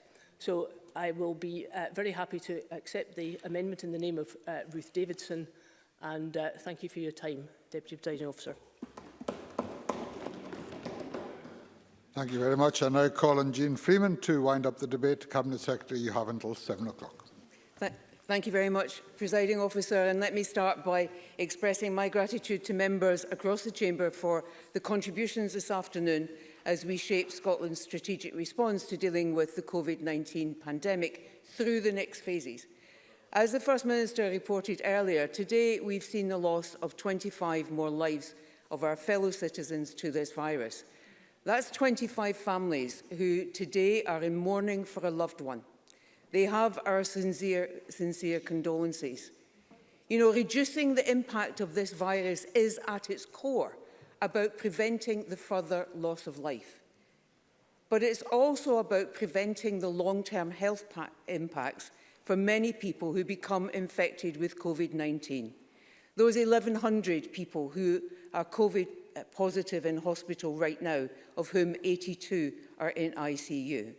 People who are now enduring long COVID that we know about and we read more about every day. They will testify to the impact of surviving COVID but enduring long COVID. The rising cases we've seen in recent times in Scotland are cause for considerable concern, but we are seeing signs of improvement, and we intend that the steps that we introduced in September have prevented the scale of acceleration that we've seen elsewhere in Europe. As the First Minister outlined in shaping the new levels, we've consulted with a range of stakeholders since we published the outline on Friday. Clearly, we cannot make every change that we're asked to without reducing the intended impact of the restrictions at different levels. But as the First Minister said earlier, we have acted where we believe we can. And that leads me to an important point which I will return to in closing this debate, and that is the point about judgment and balance. As the Health Secretary, I'm acutely aware that as winter begins, the challenge of COVID-19 will sorely test our health service. And so as Health Secretary, I cannot proceed in this closing speech without thanking our health and social care staff from the bottom of my heart for everything that they have done over the past 9-10 months and everything we will ask them to continue to do. The 5-level... Yes, of course. Yes. Yes. Sorry, call the member, Piper. Thank you, Presiding Officer. I just want to ask, of the unfortunate and sad deaths of COVID, what percentage of them are currently occurring in care homes? And what, after 7 months into this pandemic, lessons have been learned on how we manage COVID cases rising in our care homes? What will the government do differently over winter that it's done in the last 7 months? Cabinet Secretary. So the answer to the first part of your question, if you look at the statistics published every week by National Registers of Scotland, you will get the answer there to that first part, and they are published every week. In terms of what we will do to prepare and what lessons we've learned, then again, shortly in this chamber, I will set out the winter preparedness plan for adult social care as a follow-on to what I intend to do tomorrow in terms of NHS. And I hope that we can have a constructive debate on that, and that what I say in that will give the member some assurance about not only lessons learned, but how we are applying those lessons. The 5-level framework has been made with protecting our health service firmly in mind. Protecting our NHS from being overwhelmed, not only to save life, but also to continue to deliver healthcare as safely as we can. We do not want to go back to a situation where we had to pause significant areas of healthcare in our NHS in order to deal with the first phase of the pandemic. But we can only not pause those areas of healthcare if we are successful in reducing the prevalence of the virus. So our aim is to allow a more proportionate response where areas of the country with very low levels of transmissions do not have to live under the same restrictions as areas experiencing very high level of transmission. That clearly comes with a challenge. In one moment, that clearly comes with a challenge of helping people see and understand the level that is in place in their area. And I completely agree with Mr Sarwar and others. The communication challenge simply gets more difficult the more we try and address in a proportionate way our response to the pandemic. So I'm pleased that members have welcomed the new postcode checker service, which will help people do exactly that, explaining the restrictions that are in place where you are, tailored to your area. Yes, Mr. Colin Smith. Thank the Cabinet Secretary very much for taking intervention. The Cabinet Secretary said that the restriction levels in each area will reflect effectively the level of COVID cases in that area, so it will be more tailored locally. But the First Minister earlier said that when we move into this new regime, that local areas will be placed in similar levels of restriction than they're currently in. So, for example, in the Scottish Borders, that means that they're being told this, they will be in level 2. However, if you look at the criteria the government published today, in 4 out of 5 of the indicators, the Scottish Borders is at level 0, and in the 5th one, they're at level 1. So they're nowhere near level 2 based on your own criteria. So how do we get adherence from the public if we're asking them to adhere to a level that is seen, frankly, to be unfair? Cabinet Secretary. So the member will recall that the First Minister set out very clearly that we look at actual and projected cases, we look at test positivity rates, we look at projections for hospital and ICU capacities, but we then make a judgment. And what was also said really clearly is in applying the framework, the tiers, in the first instance, precaution and caution is what we are applying. Now, we've also said, as the member I'm sure recalls, that we look every week at where local authorities will be in all those different levels and make changes where we see consolidated progress. But in moving from where we are now into those 5 levels, then it makes sense to take a precautionary approach. As the First Minister set out, our levels 1, 2 and 3 have been designed to be similar to the 3 levels in place in England. And while our level 4 is clearly closer to lockdown, it is not a full lockdown as we saw in March. Should Parliament give its broad agreement to the framework today, we will set out on Thursday at what level each local authority will be set at as of Monday, and this would be kept under weekly review. Our actions are focused in such a way that in the coming weeks, the rate of growth in new cases will, we hope, continue to slow, and this would allow council areas to potentially drop down levels in time. Clearly, we want to get to a position in Scotland where all of the country is at level 1 and ultimately at level 2. We achieved exceptionally low levels of infection over the summer, and we want to see that again. As members have said, testing is important, not on its own, but as part of an overall package of measures in order to help us suppress the virus. Over the next few weeks, our capacity will grow to 65,000 tests a day.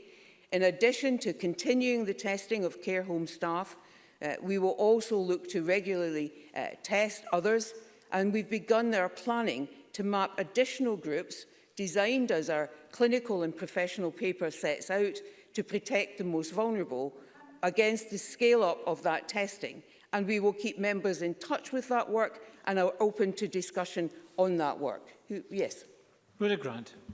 Will the Cabinet Secretary tell us when she will test care-at-home workers? I have constituents who have care-at-home workers coming into their homes but are not tested at the moment. Cabinet Secretary. I understand, and actually I've just said that. What I've just said is that we are planning how we map the scale-up of additional capacity against the groups that we would bring into asymptomatic regular testing. And set the dates when which all of those groups will begin. I'm very open to discussing that with members and to taking on board any particular views they have. But as the member will have read the paper that we published on Friday, she will know that care-at-home staff are one of the additional cohorts that we want to bring into asymptomatic regular testing, precisely because it is about protecting the most vulnerable. I also want to say, before I move on, that Test and Protect is a vital part of our defence, and that those involved in our Test and Protect programme deserve not only our thanks and recognition, but they also deserve that I clarify for the record, against what some members have asserted. Between the period the 21st of September and the 18th of October, when members will know case numbers were rising, 91% of positive cases were successfully completed in interview within 48 hours, and within that, 74.7% within 24 hours. I think that is a system that is working, and as well as thanking those that work in that service, we should recognise what they're achieving. Let me turn, before I finish, to the question of scrutiny. And let me repeat that we welcome scrutiny and questions and debate. That is exactly how we all learn, and no one in this chamber has a monopoly on good ideas. But we do that in the context of a virus that does not respect rules and procedures, and with current doubling time of 10 to 15 days, the desire and intent for greater scrutiny in those circumstances must be matched by a recognition both of pace and of the need and responsibility of government to act quickly and, yes, to be accountable for that. As the First Minister set out, we have proposals to get that balance of proper scrutiny, increased scrutiny and pace in a better place, and we will continue to actively engage across the chamber to agree how that can be achieved. Presiding Officer, I don't have time to do justice in responding to every contribution and point that members have made.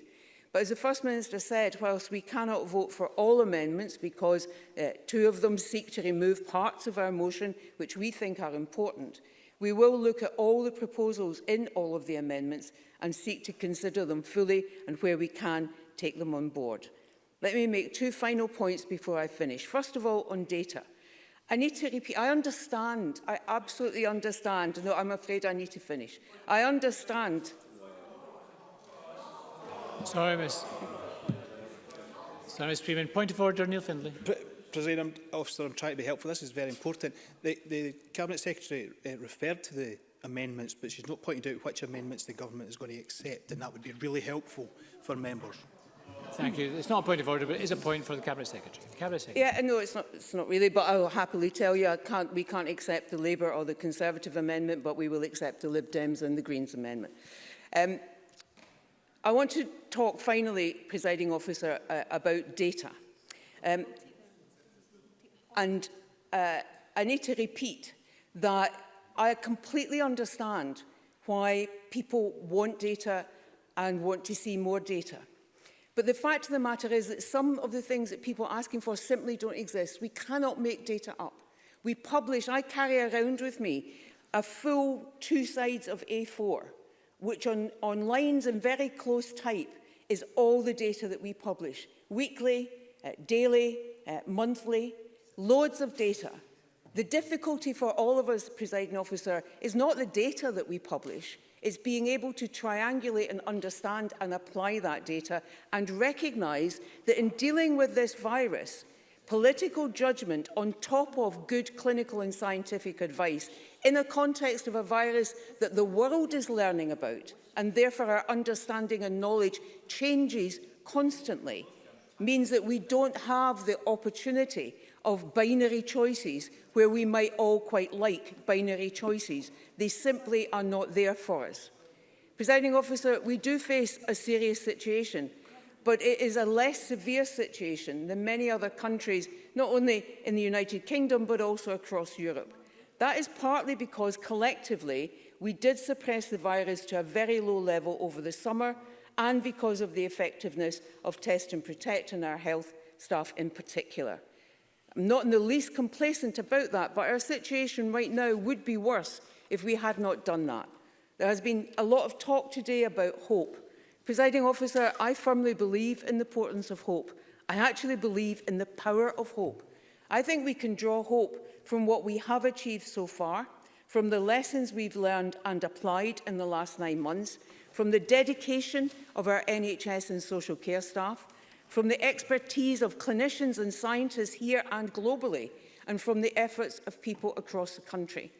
This virus, this pandemic, challenges us every day, but working together, not without debate, not without disagreement, certainly not without argument, but working together, we can get through this. Every single one of us in this chamber has to be an advocate for a strategy and approach that puts lives first, recognises what we need to do to mitigate against other harms, but works collectively and with strength to get Scotland through this pandemic.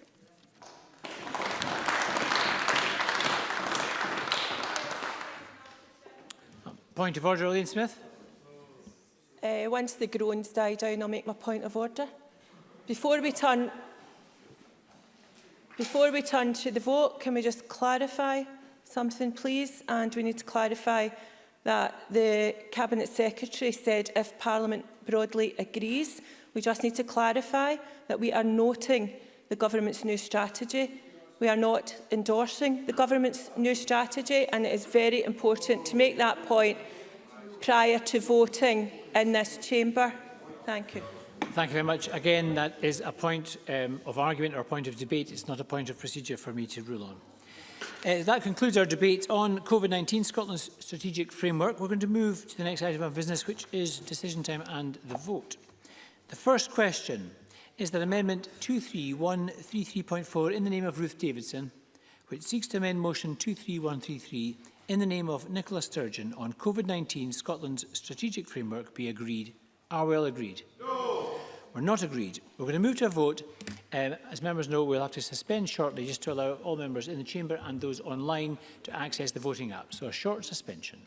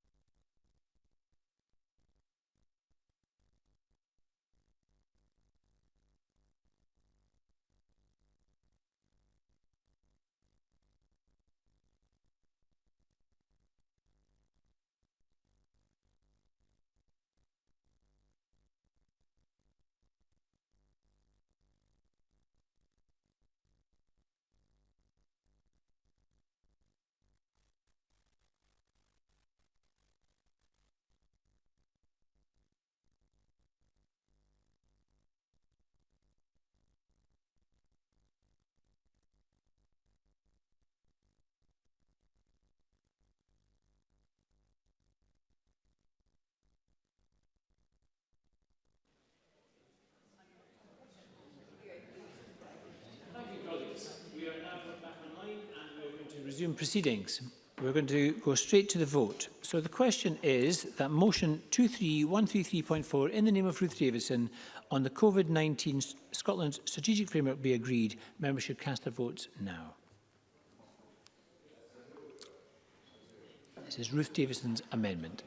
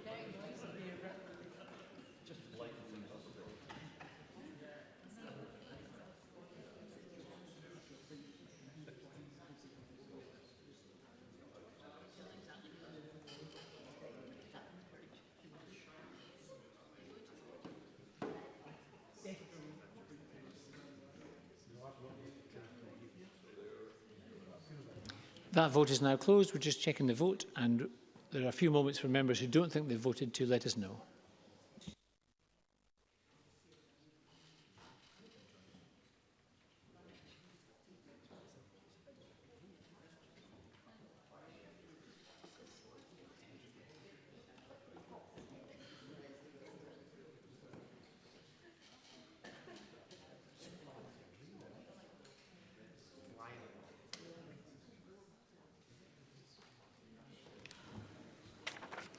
Thank you. The result of the vote on amendment number 23133.4 in the name of Ruth Davidson is yes 50, no 69. There were no abstentions. The amendment is therefore not agreed.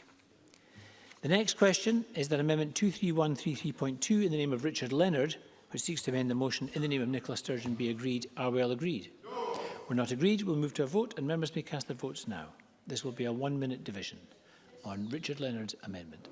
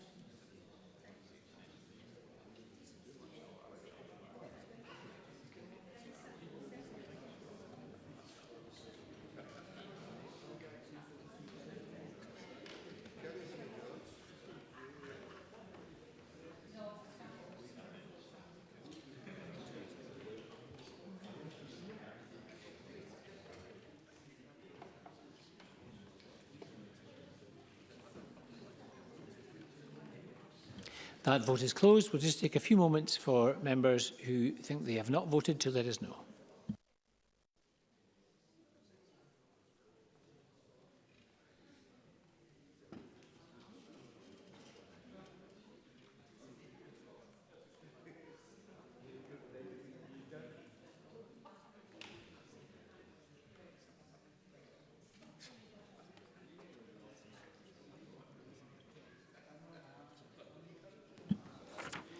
Thank you. The result of the vote on amendment number 23133.2 in the name of Richard Leonard is yes 54, no 64. There was one abstention. The amendment is therefore not agreed.